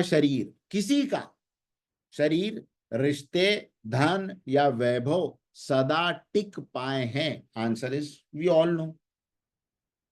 तो क्या हमारे टिक सकते हैं? यहां तक का प्रश्न का उत्तर सब जानते हैं, यहां का हम जानते हैं लेकिन मानते नहीं है, क्योंकि मानने से इस मन को खतरा महसूस होने लग जाता है। जहां वैराग्य की भावना इंसान अपने अंदर लाने लगे, ये सब सोच का खेल है, सोच। जहां आप इस प्रकार से अपने मन को ट्रेंड करने लगे, ये मन की मौत है और वो कभी मरना नहीं चाहता, वो केवल शरीर बदल के अपने आप को अमर रखने की कोशिश करता है। तो जहां आप ये प्रश्न करते हैं कि जब सबके शरीर छूट रहे हैं, जब सबके घरों में मृत्यु हो रही है, जब सबके घरों के रिश्ते बदलते हैं, जब किसी का धन वैभव उसके साथ नहीं जानता, तो क्या हमारा जाएगा? तो ये जब आप ये बात करते हैं तब आपको एहसास होना, तब आपको इस डायरेक्शन में आप सोचना शुरू करते हैं कि इसका मतलब समुद्र के किनारे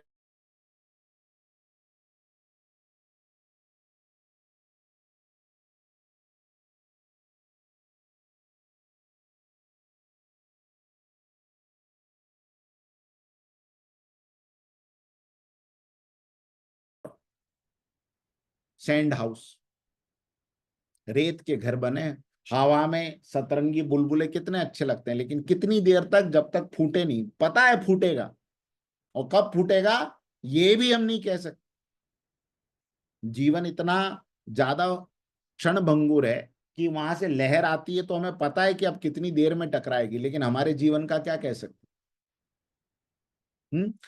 तो अगर ये किसी के नहीं टिके, हमारे नहीं टिके, समुद्र के किनारे बने हुए घर हैं, तो हमारे शोक का कारण वो लोग नहीं है। आप ध्यान से समझिएगा, जिसके लिए अर्जुन बोल रहा है ये मेरे चले गए, मेरे चले गए, तो क्या होगा ना, हमारे शोक का एक्चुअल कारण धन है। अगर धन ही शोक का कारण होता तो जिसके पास धन नहीं है, उतना जितना आपके पास है, वो सबके सब दुखी होते, लेकिन ऐसा तो संसार में दिखाई नहीं देता। हमें कोई गरीब भी ऐसा $1,000,000 स्माइल वाला दिखाई देता है, और गरीब मनुष्य तो फिर भी छोड़ दीजिए, जानवर खुश क्यों हैं? उनके पास आपके जैसा धन नहीं है, उनके पास आपके जैसे डनलप की गद्दियां नहीं है। तो शोक का कारण फिर क्या है?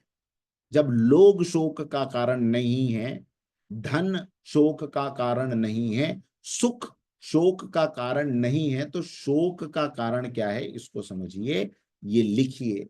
ये शोक का कारण न मेरेपन की बुद्धि, उसमें जो हमारी अटैचमेंट है, ये मेरा है और अब मुझसे छूट गया, ये जो मेरेपन की बुद्धि है, ये हमारे शोक का कारण है। अभी दर्शन जी ने बोला ना कि अगर हमारी स्मृति रीसेट हो जाए तो फिर अच्छा ये मेरा घर है, जिसको खुद छोड़ने के लिए तैयार नहीं था कि मरता मर जाऊंगा लेकिन घर नहीं छोड़ूंगा, उसकी वो बुद्धि के ऊपर एक टन करके हथौड़ा बजा दो और उसको रीसेट कर दो।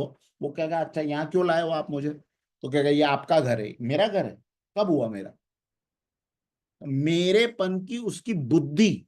अब यहां पे पकड़ना कि ये जो बुद्धि है ना मेरेपन की, ये भी अगर कांस्टेंट होती तो चलो इस पे भी गेम खेल लेते कि चलो ये कोई बात नहीं, अब मेरेपन की बुद्धि तो मेरेपन की बुद्धि सही, लेकिन क्या ये बुद्धि भी हमेशा कांस्टेंट रहने वाली है? मेरेपन की बुद्धि क्या हमेशा कांस्टेंट रहने वाली है? अब इसको समझते हैं अगेन सांख्य। थोड़ा सा हिम्मत बना के मेरे साथ नीचे उतरते रहिएगा। क्या प्रश्न ये आया कि अगर मेरेपन की बुद्धि से ही सब कुछ होता है, तो ये जो मेरेपन की जो बुद्धि है, क्या ये शाश्वत है? इसका उत्तर है ये भी शाश्वत नहीं है। क्यों? क्योंकि लोग घर बदलते रहते हैं, लोग देश बदलते रहते हैं, लोग मान्यताएं बदलते रहते हैं, लोगों के रिश्ते बदल जाते हैं। वही मेरा बच्चा जिसको लेकर कल तक हम जीने और मरने के सारे आयोजन उसी के आसपास किया करते थे, आज हम उस बच्चे की शक्ल नहीं देखना चाहते। क्या बदल गया उसमें से? तो तुम्हारा ही था। वो रिश्ते, भाई भाई की शक्ल नहीं देखना चाहता, बहन भाई की शक्ल नहीं देखना चाहती। क्या बदल गया? न बुद्धि की याददाश्त तो खोई है, जानते हैं कि हाँ मेरा ही भाई है, परिचय पत्र से तो बोलेंगे कि हाँ मेरा भाई है, लेकिन उसकी तरफ मेरे को उसका नाम मत लो यार मेरे सामने। तो क्या बदल गया? जिसको कल अपना सब कुछ मानते थे, आज उसकी तरफ देखते नहीं हो। हम्म? रुचियां लोगों की बदल जाती है। जिस चीज में पहले इंटरेस्ट अब नहीं आता, उसमें उस चीज में पहले इतना इंटरेस्ट था कि उसके सिवा कुछ सूझता नहीं था। हमने ऐसे ऐसे लोगों को देखा महाव्यसनी और फिर महावैरागी हो गए। तो क्या बदल गया? तो ये मेरेपन की बुद्धि भी अगर कम से कम कांस्टेंट रहती तो इसी पे भरोसा कर लेते कि चल अब यही हमारे साथ चलेगी जीवन भर, लेकिन ये भी तो बदलती रहती है। घर में, देश में, मान्यता में, रिश्तों में, रुचियों में, सब में बदल जाती। तो ये भी कांस्टेंट नहीं है, उसको अर्जुन को बोल रहे हैं। और फिर आगे बोलते हैं कि क्या तेरे ये करने से, मान ले चल तू शोक करता है, let us buy this argument for a minute, कि चलो शोक करना है, तो प्रश्न ये उठता है कि क्या शोक करने से इस परिस्थिति में रत्ती भर भी सुधार हो सकता है? जो चला गया उसके लिए अगर मैं शोक करूं तो क्या वो दोबारा आ सकता है? नहीं आ सकता। जो गया वो गया। शोक करने से, अरे मेरे पास का पैसा नहीं आ सकता रोने से, उसके लिए वो ढूंढना पड़ेगा, घूमना पड़ेगा, मेहनत करनी पड़ेगी, रिपोर्ट करनी पड़ेगी, कुछ एक्शंस लेनी पड़ेगी, रोने से नहीं आएगा। तो शोक इन परिस्थितियों में रत्ती भर भी सुधार नहीं कर सकता। और इसी चीज को फिर कनेक्ट कर देते हैं कि अर्जुन, ये देह इन सब चीजों की तरह, ये जो शरीर के लिए तू रो रहा है सामने, ये तेरे लोग, तेरे मामा, तेरे पिता, पितामह, दादा, ये सब जो तुझे दिखाई दे रहे हैं, इनकी ये देह पहले भी नहीं थी, बाद में भी नहीं रहेगी, बीच में थोड़े समय के लिए मिली है, इसलिए सपने की तरह असत है। तो सत क्या है? सदा रहने वाला क्या है? वो कहते हैं कि जो सदा रहने वाली चीज है ना, वो है ये जो अभी तुझे बताया कि ये पूरा विश्व इन दो भागों में विभाजित है, शरीर और शरीरी। तो ये जो चेतना है ना अर्जुन, ये सदा रहने वाला तत्व है, इसलिए सत कहा गया है। और ये शरीर न किसी का रहा था, न भविष्य में रहेगा, बीच में मिला है। जैसे नींद, नींद के सपने को आप सच मानोगे? कभी कभी नहीं मानेगा कोई। माइका लाल नहीं कह सकता कि मेरे सपने जो है वही सत्य है, क्योंकि हर दिन नया है। और हर दिन मैं अपने सपनों में अपनी नई दुनिया बनाता हूं, ऐसी प्रगाढ़ दुनिया कि उसमें तो ये भी याद नहीं रहता कि मैं इस वक्त बिस्तर पे लेटा हुआ हूं, मेरा नाम ऋषि आचार्य है, मेरा नाम दर्शन निहाल है, ये भी याद नहीं रहता। उसमें तो मैं अलग ही लोक में होता हूं, लेकिन वो भी असत है। तो फिर सत क्या है? उस सपने के पीछे जो वो सपना देख रहा है, वो तत्व, वो शक्ति, वो चेतना, उसको अर्जुन पकड़ता नहीं है और बातें पंडितों की कहता है। तो इसलिए भगवान उसको कहते हैं कि ये जो कि हरेक का कभी टिका नहीं है, न कभी टिकेगा, इनके लिए तू शोक करता है। और जितनी भी तूने लॉजिकल बातें की, ये जिस तत्व के बारे में होना चाहिए उसकी तरफ तेरा ध्यान नहीं है। तो ऐसी पंडिताई की सी जो तू बातें करता है, ये बड़ी हास्यास्पद है। कैसी बातें करता है? ये कर रहा था ना, मेरे अपने लोग मर गए तो क्या होगा, पितर नरक में गिरेंगे, आने वाली संतानें भ्रष्ट होगी, पितरों की सत्ता को स्वीकार करना। देखो, पितर मान रहा है पितर नरक में गिरेंगे, इसका मतलब वो जो शरीर है तो वो तो यही गिर गया, भीष्म पितामह का शरीर तो यही छूट जाए, फिर भीष्म पितामह या आगे आने वाली पीढ़ियां नरक में कैसे गिरेगी? नरक में गिरता ही कोई और तत्व है, स्वर्ग में जाता ही कोई और तत्व है, शरीर तो यही छूट जाता है। तो वास्तविक प्रज्ञावादी जो है वो इस तरह की दो मतलब कॉन्ट्राडिक्टरी बातें नहीं करता है। एक तरफ परलोक पे भरोसा भी है और एक तरफ ये भी बोल रहा है कि ये मर गए तो क्या होगा। तो मर गया, मरेगा तो शरीर, ये तो सदा रहेंगे। तो ये अगर तू ये बात मानता है तो इस तरह के कॉन्फ्लिक्टिंग स्टेटमेंट जो है तुझे प्रज्ञावादी पंडित नहीं बनाते, क्योंकि वास्तविक प्रज्ञावादी जानता है, क्या जानता है, इस लोक में कोई हमेशा बना नहीं रहता। हानि, लाभ, जीवन, मृत्यु, यश और अपयश मनुष्य के पूर्व कर्मों से प्रारब्ध का परिणाम है। एक बात याद रख लीजिए, इसको एक छोटा सा दोहा है, लिख लीजिए चाहे तो। हानि, लाभ, जीवन, मरण, जस, अपजस, विधि, हाथ। फिर से बोल रहा हूं, हानि, लाभ, जीवन, मरण, जस, अपजस, विधि, हाथ। विधि के हाथ में होने का मतलब ये जो हमारा पूर्व प्रारब्ध है, विधान जो बनाया हुआ भगवान ने, जो विधान बनाया है कर्मों का, इसी के हाथ में ये सारी चीजें रहती। कितनी चीजें? 6 चीजें हो गई ना। एक तो मनुष्य के जीवन में होने वाली हानि, एक मनुष्य के जीवन में होने वाले लाभ, पुत्र का लाभ, पत्नी का लाभ, घर का लाभ, कोई भी लाभ, और कोई भी प्रकार की हानि।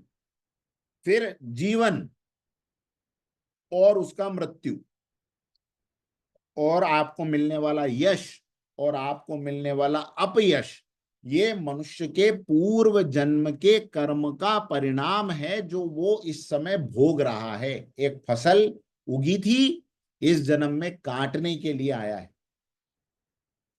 तो इस जन्म में जो कर्म कर रहे हैं उसका क्या होगा?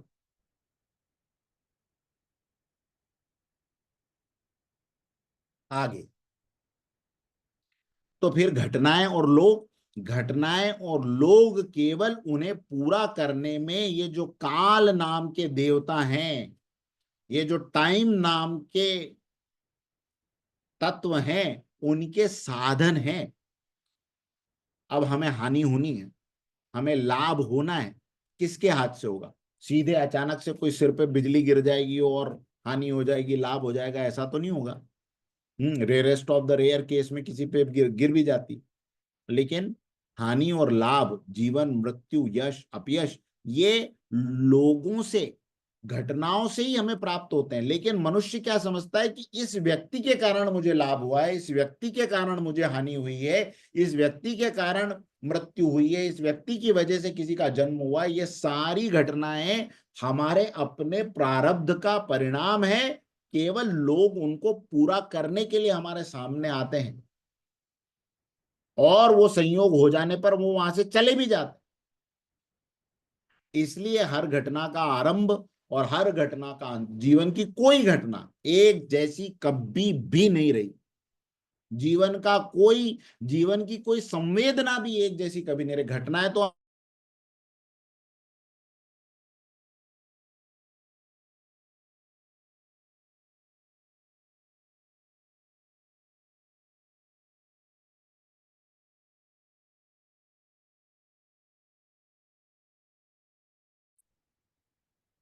हाँ मैं ये कह रहा हूं, किसी ने घर में कभी कुत्ता पाला? अच्छा चलिए, कुत्ता छोड़ दीजिए, हाँ ललित जी ने पाला। जब वो डे 1 पे उसको आप लेकर आए थे, उस समय की जो खुशी थी, वो खुशी और आज की खुशी, बेटा हुआ, बेटी हुई, घर आया, गाड़ी आई, बंगला आया। गौरव जी हिमालय की ट्रैकिंग पे गए थे। कौन सी गौरव जी चोटी पे आप गए थे? कुंवारी पास था, नंदा देवी नंदा देवी। नंदा हाँ, देवी का। नंदा देवी। तो उस दिन जो आपकी खुशी थी वो नंदा देवी पास पे, वो खुशी का अगर उसका स्कोर दें उस समय का, तो उसका स्कोर मान लीजिए टॉप ऑफ द टॉप 100 था। तो आज इस वक्त उसका स्कोर कितना है? 1। प्रत्येक घटना जीवन की उस समय जब घटी थी, उस समय से डिके होना शुरू हो जाती। अब मिल गया, अब हो गया, अब मिल गया, अब हो गया। मेरे जीवन में Guinness book of world record बनाया था, वो आज भी वो वीडियो है। उसको जब देखता हूं तो वो पुराना, लेकिन अब वो चीज आज वही वाली खुशी, वही वाली थोड़ी देती है, दूसरों को बताते समय, लेकिन वही खुशी नहीं दे रही। घटनाएं और घटनाओं से जुड़े हुए संवेदन, ये भगवान कहते हैं कि अर्जुन, ये सब आरंभ होते हैं, अंत होते हैं, सुख का भी अंत होगा, दुख का भी अंत होगा। ये बात वास्तव में प्रज्ञावादी जानता है, और जब वो जानता है तो फिर क्या, जो लोग चले गए या जो वस्तुएं उसके जीवन से चली गई, उसका वो शोक नहीं करता, क्योंकि अब लॉजिकली समझ में आ गया है कि मेरे को इनसे न सुख की प्राप्ति होती है, न मुझे इनसे दुख की प्राप्ति होती है। मेरेपन का इनमें जो भाव है, इससे मुझे सुख और दुख की प्राप्ति होती है। मृत हो गए प्राणी से प्राप्त दुख आपके अपने लगाव का नतीजा है। और इस बात को आप अपने परिवार में देख लीजिए। एक पिता, 4 बेटे, उसमें से एक बेटा जो है पिता से बहुत ज्यादा इमोशनली अटैच्ड है, इतना ज्यादा इमोशनली प्राण पिता के उसमें और उसके पिता में बसते हैं। पिता गया, उसी के साथ बेटा भी चला गया। दूसरा पिता की आदर करता है, वो करता है, सब साथ संभाल सब कुछ करता है, हाँ, लेकिन एक डिस्टेंस है। और पिताजी गए, बड़ा दुख हुआ, खूब रोया, लेकिन मृत्यु को प्राप्त नहीं हुआ। तीसरा बेटा पिताजी से दूरी बना के रखता था, बीच में पिताजी से वैमनस्य हो गया, बड़े भाइयों से वैमनस्य हो गया, घर में आना जाना नहीं, पिताजी गए, कोई दुख नहीं। चौथा बेटा पिताजी से अपना हक ज्यादा मांगता था, पिताजी ने निकाल दिया, धक्के मारे, पिताजी गए, उसने जाके प्रसाद बांटी, अच्छा हुआ बुढ़ा मर गया। एक ही पिता की 4 संतानें, चारों की परिस्थितियां, चारों के रिएक्शंस अलग अलग, क्यों? रिश्ता तो एक ही था।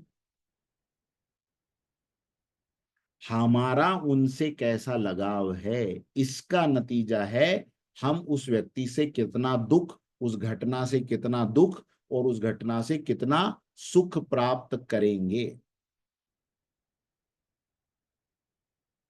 फिर शास्त्र इसमें यह भी समझाते हैं, जो इस तरह से ना समझ सके उसको भावनात्मक रूप से समझाने के लिए हमारे शास्त्र क्या कहते हैं कि इस प्रकार का जो अत्यधिक विलाप है, अपने को उस विलाप में अगर आप कष्ट पहुंचाते हो तो इस प्रकार का विलाप मृतात्मा को और अधिक कष्ट पहुंचाता है। इसमें 2 उदाहरण है, एक पंचतंत्र का और एक स्कंद पुराण के श्लोक का उदाहरण है, जिसमें वो पंचतंत्र में कहा गया कि मृतात्मा को अपने बंधु बांधवों द्वारा त्यक्त कफ युक्त आंसुओं को विवश होकर खाना और पीना पड़ता है, इसलिए रोना नहीं चाहिए, प्रत्युत अपनी शक्ति के अनुसार मृतात्मा की और दैहिक क्रियाएं करनी चाहिए।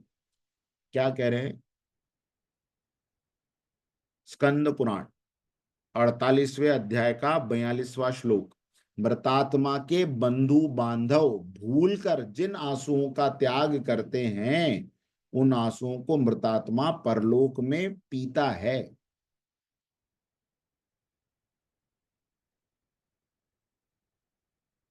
क्योंकि आप जिस संबंध से रो रहे हो वो उस संबंध से अब मुक्त हो चुका है, लेकिन ये जो आपकी संबंध की भावना है ना, ये उसको अधिक पीड़ा पहुंचा रही है, क्योंकि ये उसकी आगे की जर्नी में बाधा बन रही है। इसलिए शास्त्र उस सूक्ष्म स्थिति का भी वर्णन कर रहे हैं, जो लॉजिक वॉजिक ना समझे उसको ये समझाया जाए कि अगर तू तेरे पिता से प्यार करता है, अगर तू तेरे पुत्र से प्यार करता था, अगर तू तेरे कुत्ते से प्यार करता था, तू तेरी पत्नी से प्यार करता था, किसी से भी जिसका तू इतना जोर जोर से रो रहा है और हल्कान हल्कान हुए जा रहा है, अब ये समझ ले कि ये जो तू रो रो के अपने कफ युक्त आंसू गिरा रहा है, ये सब आंसू उसको आगे की जर्नी में बाधा पहुंचा रहे हैं, ये सब आंसू का पान उसको करना पड़ रहा है। तो अगर कम से कम उससे प्यार कर रहा है, तेरा शरीर उसका शरीर जहां एक रिश्ते नाते में बंधा हुआ था, अब ये स्थिति से मुक्त है वो व्यक्ति,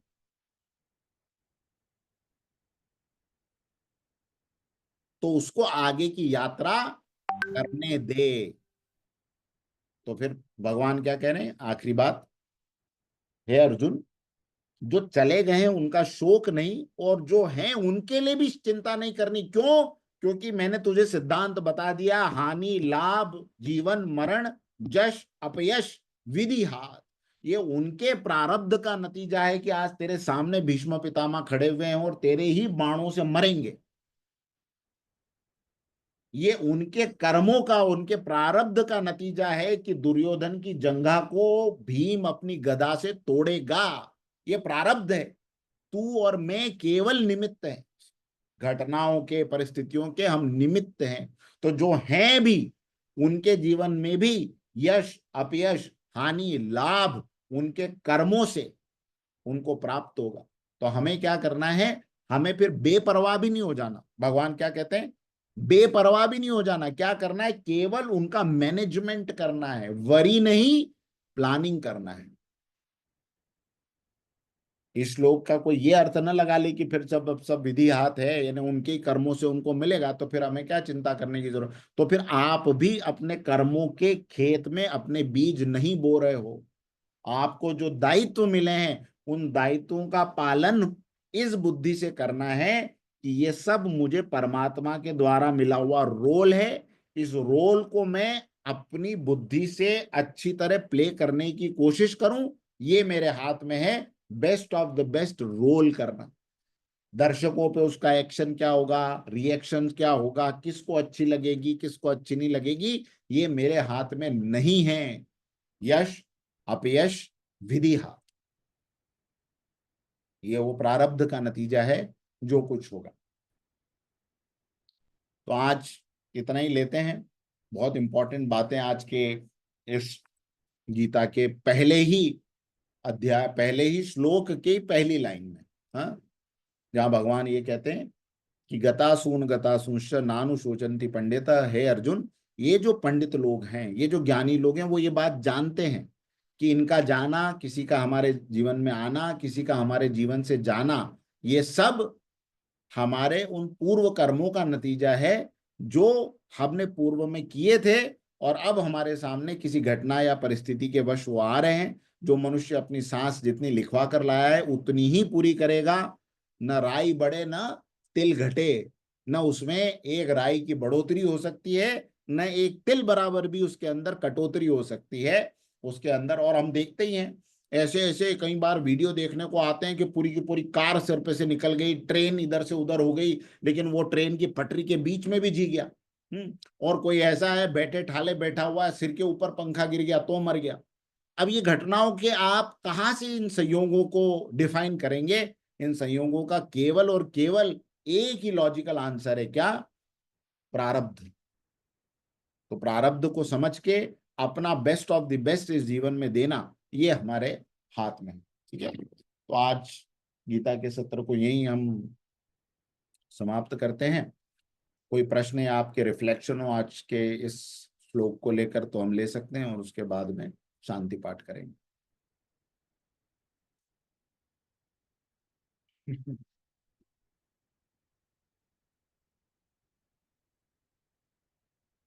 बताइए सुनील जी। सर मेरा एक क्वेश्चन है, जैसे आपने बताया कि गीता जो है वेदों से आया है, तो वेद कौन से टाइम पे लिखा गया होगा और किन्होंने लिखा होगा? क्या महर्षि वेद व्यास जी ने लिखा है या कोई दूसरे लोग लिखे हैं, या वो लिखे हैं तो वे द्वापर युग में गीता का उद्गम हुआ है? वेद मेरे हिसाब से कहीं पीछे हुआ होगा, तो थोड़ा सा उस पर एक्सप्लेनेशन सर थोड़ा बता पाएंगे? हाँ, वेद के बारे में कोई डेट किसी को नहीं पता कि वेद कब से इस धरती पर हैं। वेद का लिखा जाना पुस्तकों के रूप में वेस्टर्न डेटिंग के हिसाब से आज से लगभग 12-12.5 हजार साल पहले की बात होगी। ऋग्वेद को रिटर्न जो पहली पुस्तक के रूप में माना जाता है वो लगभग 5,500 BC, ऐसा उसका कोई डेटिंग आता है। लेकिन भारतीय चिंतन परंपरा के हिसाब से वेद परमात्मा की वाणी है, वेद किसी ने लिखे नहीं। परमात्मा जब इस संसार का निर्माण करते हैं तो उनकी श्वास से जो ज्ञान प्रसारित होता है वो है वेद। वो इस संसार की वो ज्ञान राशि है जो इस संसार के निर्माण के साथ संसार में आती है, और प्रलय के समय वापस परमात्मा के अंदर वो सारे वेद लीन हो जाते हैं। महर्षि वेदव्यास ने क्या किया? महर्षि वेदव्यास ने इन वेदों को, जो एक मूल वेद था जिसको आप कोई नाम नहीं दे सकते, उस मूल वेद को 4 हिस्सों में सुविधा की दृष्टि से बांटा, ऋग्वेद, यजुर्वेद, सामवेद और अथर्ववेद, है ना। तो ये वेद व्यास इसलिए कहलाए क्योंकि वेदों का ज्ञान, एक वेद को 4 हिस्सों में उन्होंने डिवाइड करके उसको विस्तारित किया शिष्य परंपरा के हिसाब से, इसलिए वो वेद व्यास कहलाए। तो फिर वेद हमारे तक कैसे आए? परमात्मा की सांसों से निकले, तो वो मनुष्य तक कैसे पहुंचे? तो मनुष्य तक ऐसे पहुंचे कि 4 मूल ऋषि, अत्रि, अंगिरा, अग्नि और वायु, ये 4 मूल ऋषि थे जिन्होंने ध्यान की उच्चतम अवस्थाओं में उन वेद मंत्रों का साक्षात्कार किया। इसलिए प्रत्येक मंत्र में, ये तो 4 मूल ऋषि और फिर अनेकों ऋषियों ने वेद मंत्रों का साक्षात्कार किया। तो जो मंत्र के दृष्टा रहे, इसलिए ऋषि शब्द का अर्थ होता है, एक अर्थ होता है ऋषियों मंत्र दृष्टार, वेद के मंत्रों का जिन्होंने अपने ध्यान में दर्शन किया, ऐसे व्यक्ति को ऋषि कहा जाता था, ऐसे व्यक्तियों को ऋषि कहा जाता था। तो ये ऋषि मतलब जैसे आज के जमाने में हम समझ लें कि आइजैक न्यूटन, वो भी एक ऋषि है। क्यों ऋषि है? वो इसलिए ऋषि हैं क्योंकि उन्होंने पहली बार थियरी ऑफ ग्रेविटेशन को अपने ध्यान में खोजा। इसका मतलब थियरी ऑफ ग्रेविटेशन पहले नहीं थी ऐसा नहीं था, थियरी ऑफ ग्रेविटेशन शुरू से थी, लेकिन न्यूटन नाम के ऋषि ने उसको पहली बार खोज के वेस्टर्न वर्ल्ड के सामने रखा। उनके ध्यान में वो, जब वो इस घटना पे विचार कर रहे थे कि ये सेब गिरा कैसे, तो उस घटना पे विचार करते समय जो उनके अंदर चेतना का वो जो प्रस्फुटन हुआ, तो वो हो गए उस मंत्र के दृष्टा। अल्बर्ट आइंस्टाइन, E=mc², इसके दृष्टा हुए। इसका मतलब पदार्थ और ऊर्जा और मास का ज्ञान पहले नहीं था ऐसा नहीं था, वो तो समय हमेशा से था, लेकिन उनको वो प्रकटीकरण हुआ, है ना। तो ये इस प्रकार से आप ये समझ लीजिए कि ऋषि जो होते हैं वो उस ज्ञान की राशि के पहले पहले दृष्टा होते हैं, और फिर वो अपने ज्ञान को समाज को देते हैं। जो समाज में विस्तार करने का कार्य इस ज्ञान का करते हैं उनको कहा जाता है मुनि, उनको कहा जाता है। फिर उसके आगे और भाग हुए, फिर उसको आगे जो लेकर गए उनको आचार्य कहा गया, आचार्य के आगे जो गए वो उपाध्याय कहलाए, उपाध्याय के आगे जो गए वो पंडित कहलाए। तो ये सब वो परंपरा है। जैन धर्म में अगम जी जानते हैं नमोकार मंत्र कैसे चलता है, नमो अरिहंताणम, नमो सिद्धाणम, ये स्टेजेस हैं मनुष्य की चेतना की। नमो अरिहंताणम, नमो सिद्धाणम, नमो आयरियाणम, नमो उवज्जायाणम, नमो लोवे सव्वसाहुणम। तो अरिहंत से साधु तक आए, है ना। मनुष्य की चेतना का विस्तार इस प्रकार से होता है। तो ये ऋषि कहला। तो अब आपको समझ में आ गया, मूल वेद परमात्मा के श्वासों से निकली हुई ज्ञान राशि, उस ज्ञान राशि का साक्षात्कार करने वाले अनेक ऋषि, मूल रूप से 4 ऋषियों ने उसको देखा। उसके बाद में उन ज्ञान राशियों के उन मंत्रों का संकलन एक वेद बना। उस वेद को वेद कहा गया, उसका कोई नाम नहीं था। वेद मतलब ज्ञान की राशि, वेद का मतलब ही ज्ञान होता है। उस एक वेद को, जो कि लगभग 1 लाख श्लोकों का था, उसको 4 हिस्सों में बांटने का कार्य महर्षि वेद व्यास ने किया। इसलिए और कोई प्रश्न? सर आपने एक और बात बोली कि हमारा जीवन जो है या जो भी फल मिलता है या कुछ भी होता है वो हमारे प्रारब्ध से होता है, पिछले जन्मों से होता है। लेकिन समाज में एक अपन देखते हैं कि एक ही एक मिनट, जन्म में बहुत थोड़ा करेक्शन। 6 चीजें ये जो लिखी है, हानि, लाभ, जीवन, जी मरण, जीवन, है ना, मरण, यश और जी अपयश। यश और अक्षय। हाँ, मुझे यस भूख लग रही है जी आज, ये मेरे पूर्व जन्म का फल नहीं है, ये मेरी आज की मेहनत की वजह से आज मुझे ज्यादा भूख लग रही है, कम लग रही है, इत्यादि इत्यादि। लेकिन जो मुख्य ये 6 बातें हैं, ये आपके प्रारब्ध से होती। हाँ, आप पूछिए प्रश्न। जी।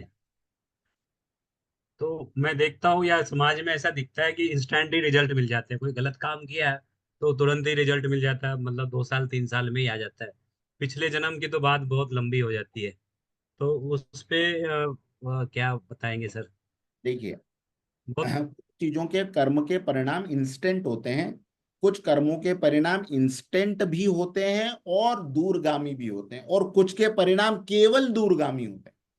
तीन तरह के, ये आगे बहुत डीप में ये सब गीता में तो यही है आगे कर्म की थ्योरी, लेकिन केवल शॉर्ट में इतना बता रहा हूं। जैसे आपने किसी को थप्पड़ मारी, उसने आपको थप्पड़ मार दी, ये कर्म कर्म का परिणाम हो गया। अब उसने आपको मारी, आपने उसको मारी, ये बात आप भूल गए, वो भूल गया, लेकिन उसका लड़का वहां पे था दूर खड़ा हुआ, उसने देखा, वो कहेगा अब सुनील जी के साथ फिर मैं अब आगे देखता हूं कि मेरे को क्या करना है। ये उसी थप्पड़ का एक दूरगामी परिणाम है जो बाद में होगा। अच्छा, ऐसा भी हो सकता था कि उसने आपको मारी, आपने उस समय नहीं मारी, तो उसको उसका दंड जो मिलेगा, वो परमात्मा के विधान में जो उसको दंड मिलेगा, वो अभी परिणाम कुछ नहीं हुआ था, अभी तो उसने मारी, आप चले गए कोई बात नहीं करके, लेकिन उसको उसका परिणाम भुगतना पड़ेगा। वो आपसे बच सकता है, लेकिन जो परमात्मा की इस व्यवस्था में उसने गलत कार्य कर दिया, उससे वो नहीं बच सकता, वो उसको भुगतना पड़ेगा, कालांतर में भुगतना पड़ेगा, वो बन जाता है उसका प्रारब्ध। अब वो उस समय कहां से भुगतना पड़ेगा, कैसे भुगतना पड़ेगा, वी डोंट नो। देयरफॉर हमको लगता है यार ये कैसे क्या हुआ, वो खुद ही सोचेगा यार 10 साल बाद अचानक मेरे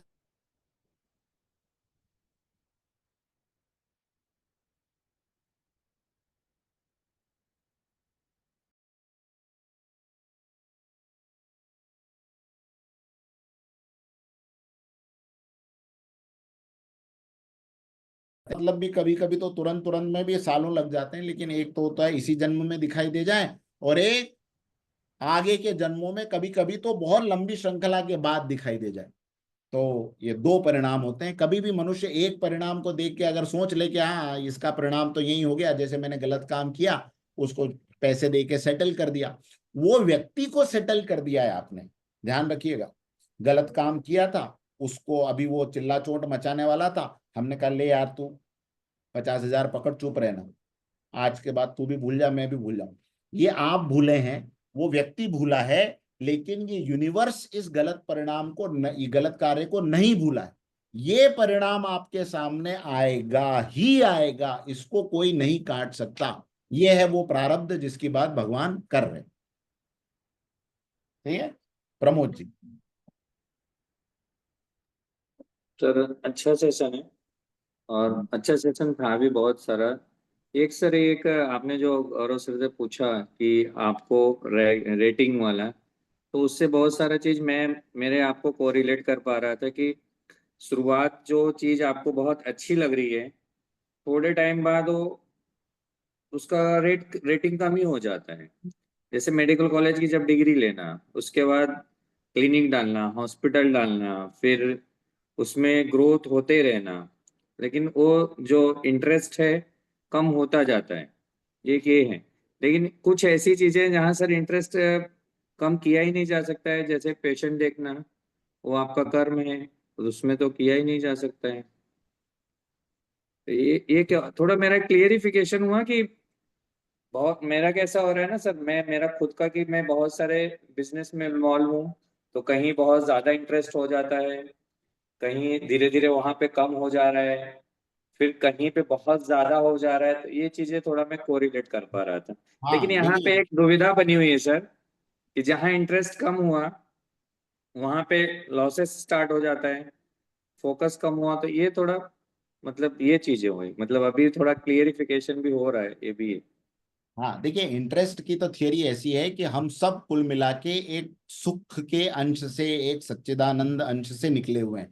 इसलिए हम सबकी मूल क्वेस्ट है आनंद की तलाश। वो आनंद Yes. की तलाश हम अलग अलग ऑब्जेक्ट्स में, अलग अलग लोगों में और अलग अलग घटनाओं में करते हैं, लेकिन ये सारे लोग, ये सारी घटनाएं, ये सारे ऑब्जेक्ट मटेरियलिस्टिक होने से हमें कभी भी कंप्लीट आनंद नहीं दे सकते। हम कोशिश उसी में करेंगे, हमारे आसपास जो दिखेगा उसी में करेंगे। तो कभी मेडिकल की डिग्री से हमें लगा यार ये जब तक वो नहीं मिली थी, उस समय तक हमारे लिए दुनिया में उससे बढ़ के कोई चीज नहीं थी, लेकिन जिस दिन मिली अब उसके लिए हमारी तलाश वहां खत्म हो गई। अब लेकिन आनंद की खोज अभी भी जारी है। फिर वो डिग्री से हॉस्पिटल में कन्वर्ट हो गई कि अब हॉस्पिटल बनेगा तो आनंद आ जाएगा, हॉस्पिटल से फिर वो डबल बेड, 100 बेड में चली गई। ये विस्तारित होती चली जाएगी, शक्ल बदलती चली जाएगी, लेकिन खोज जिसकी है, जब तक आप आखिरी में उस तक नहीं पहुंचेंगे तब तक ये तलाश रुकने वाली नहीं है। ये विधान है, क्योंकि हम निकले वहां से है ना। परमात्मा असीम आनंद का सागर है, तो जब तक उससे ही नहीं मिल जाते तब तक ये क्वेस्ट पूरी होने वाली नहीं है। जिन जिन में ढूंढेंगे, जहां जहां जाके उस आनंद को प्राप्त करने की कोशिश करेंगे, वहीं वहीं से थोड़े दिन बाद, अरे यार अब हो गया ना, मर्सिडीज भी खड़ी है, अरे यार ठीक है, क्या है मर्सिडीज हो गई। तो फिर आनंद जिसको जिसके लिए मर रहे थे कि ये मिलेगा तो आनंद मिलेगा, बाद में वो मिलने के बाद वहां से आगे क्यों बढ़ जाता है? आगे इसलिए बढ़ जाता है क्योंकि ये सब इनकम्प्लीट है। एकमात्र एक ऐसी सत्ता है जो कि कंप्लीट है, वो है वो परमपिता परमात्मा। जब तक उनकी तलाश पूरी नहीं होती, जब तक उनसे मिलना नहीं होता, तब तक ये क्वेस्ट हमारी इसी तरह चलती रहती। Ruchi, thank you sir, thank Ruchi madam आपका एक क्वेश्चन है तो पूछिए, हाँ अनम्यूट करके ओके बात सर। कर सकते। सर मेरा बेटा है 5 साल का। तो मैं ये जो सेशंस आपके सुनती हूँ, कुछ 3-4 हफ्तों से सुन रही हूँ। तो वो मुझे हर बार पूछता है। आज फिर उसने मुझसे एक सवाल किया कि गीता क्या है। हाँ, तो मतलब 5 साल के बच्चे को कैसे समझाया जाए कि गीता क्या है, मतलब सरल भाषा में। उसको बोलिए बेटा, गीता जो है ना, जीवन जीने की कला है। ये एक सब्जेक्ट है जिससे आप सीख सकते हो हाउ टू लिव लाइफ, हम्म। है ना। जैसे हम साइंस सीखते हैं तो उससे हम एक्सपेरिमेंट्स की कला सीखते हैं, हम मैथ सीखते हैं तो उससे हम लॉजिक्स की कला सीखते हैं। तो गीता जो है वो लाइफ की कला सिखाती है। It's an art, it's a subject where you can learn how to live this life. ठीक है। Thank you. अब लाइफ क्या है मेरा ये बेटा समझ। 2 श्लोक याद भी कर लिया सर, आपके साथ साथ में बैठते अरे बैठते वाह, सुनाएगा सुनाओ ये। बेटा, सुनाओ। सुनाओ सिद्धांत, सुनाओ, बोलो। हाँ, एक सुना दो, वेदमास्मगमः पार्थः जोर से दे दो। नैत्वद्वैयुपपद्यते शूद्रं हृदय दौर्बल्यं हाँ, तत्तुष्टिस्थ परन्तप। एक और सुना दो, सुना दो, सुना दो। कारकुन ने 216 सुना दो, तुमने याद किया।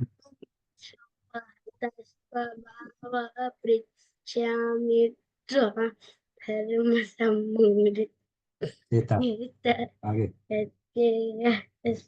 निश्चितं ब्रूहि तन्मे शिष्यस्ते शाधि मां त्वां प्रपन्नम्। चलो, खूब धन्यवाद। आशीर्वाद बेटा, बहुत बढ़िया, बहुत सुंदर। देखिए ये है हमारे देश की पीढ़ी। थोड़ा सा अगर एक संस्कार का टच मिल जाए तो कितना अद्भुत कार्य हो सकता है ना। बस यही हमारी इच्छा है कि नई पीढ़ी, देखिए हम लोग बहुत, ऐसा लगता है ना गीता को सुनने के बाद कि बहुत लेट, इतना बड़ा विजडम का खजाना बहुत लेट हम खोल रहे हैं।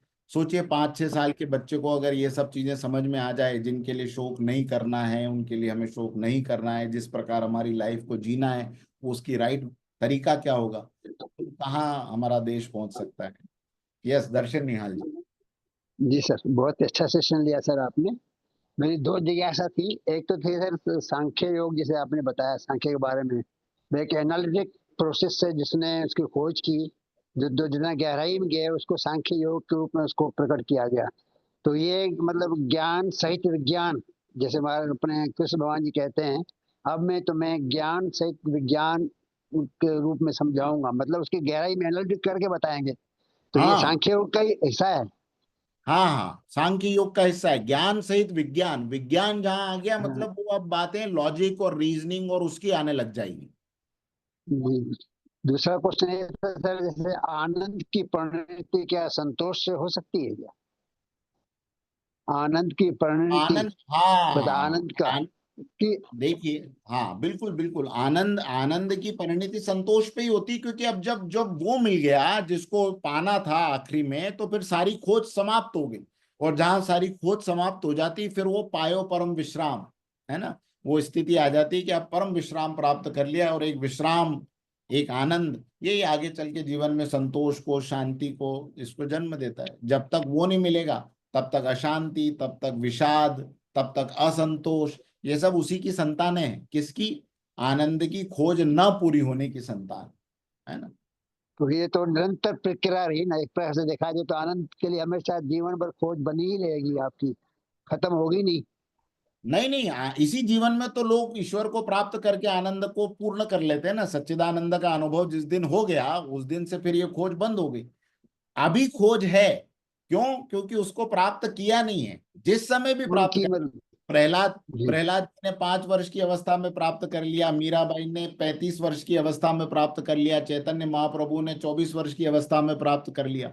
तो जिसने जिस अवस्था में उस आनंद को प्राप्त कर लिया, जिस जीवन के जिस क्षण में, बस वहां से खोज पूरी हो गई। वो स्वयं फिर ईश्वर का रूप हो गया, वो आनंद के अंदर समुद्र में समा गया। ऐसा। हम वैराग्य लोग ले कहाँ खड़े हैं सर, तो उस हिसाब वैराग्य से लेना पड़ जाएगा सर। उस हिसाब से नहीं, हम लोग कहाँ खड़े हैं? महाराजा अंबरीश और महाराजा जनक ये चक्रवर्ती सम्राट थे। चक्रवर्ती सम्राट, आप और हम कितनी बड़ी कंपनी के मालिक हैं, वो चक्रवर्ती सम्राट थे। पूरे भारत सहित बाकी के अन्य राज्यों का पालन पोषण करना, प्रजाओं का पालन करना, दैनिक व्यापार करना, दिन भर के कार्य करना, सब कुछ करते थे। और उसमें भी रह के परम वैरागी, हाँ, सच्चिदानंद ब्रह्म स्वरूप में ब्रह्म बुद्धि के साथ में एकदम रसे हुए पगे हुए महात्मा। तो इसके जी लिए वैरागी होने की जरूरत नहीं है। हाँ, जहां राग है उसको वहां से खत्म करने की जरूरत है। विराग का मतलब बाहर जाने से, बाहर शरीर संसार छोड़ देना, ये विराग नहीं। जहां हम हैं वहां से धीरे धीरे हमारी अटैचमेंट की बुद्धि हटे, और जहां अटैचमेंट होना चाहिए, असली अटैचमेंट, वहां पर हमारी अटैचमेंट की बुद्धि लगे। बस ये कुल मिला के आर्ट है, इस तरफ अपने को जाना है, निकलना है ना। जी, बहुत बहुत धन्यवाद सर। आखिरी प्रश्न दिनेश जी का, और फिर अपन शांति पाठ कर लेंगे। Yes, doctor Dinesh. नहीं, ये प्रश्न नहीं है। मैं ये कह रहा था कि मैं बीच में ये सेशन छूट गया था, जी तो मैं डॉक्टर अजय शेष के दूसरे सेशन में चला गया बीच में। तो उसमें अभी मैडम बोल रही थी आज का सेशन बहुत अच्छा हुआ, तो मैंने कहा मैं दोबारा से, मैडम सुन रही थी तो उन्होंने कहा आज का सेशन बहुत अच्छा हुआ, आपने मिस कर दिया। तो मैंने कहा मैं पूछता हूँ कहाँ मिलेगा अब ये सेशन दोबारा सुनने के लिए।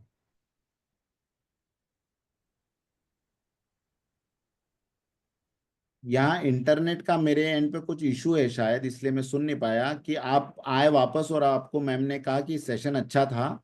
हाँ, अब तो सेशन बहुत अच्छा था, आपने मिस कर दिया। तो अभी मैं ये पूछना चाह रहा हूँ कि ये सेशन दोबारा सुनने को कहाँ मिलेगा? पहले आते थे ना व्हाट्सएप पे, अब नहीं आ रहे हैं।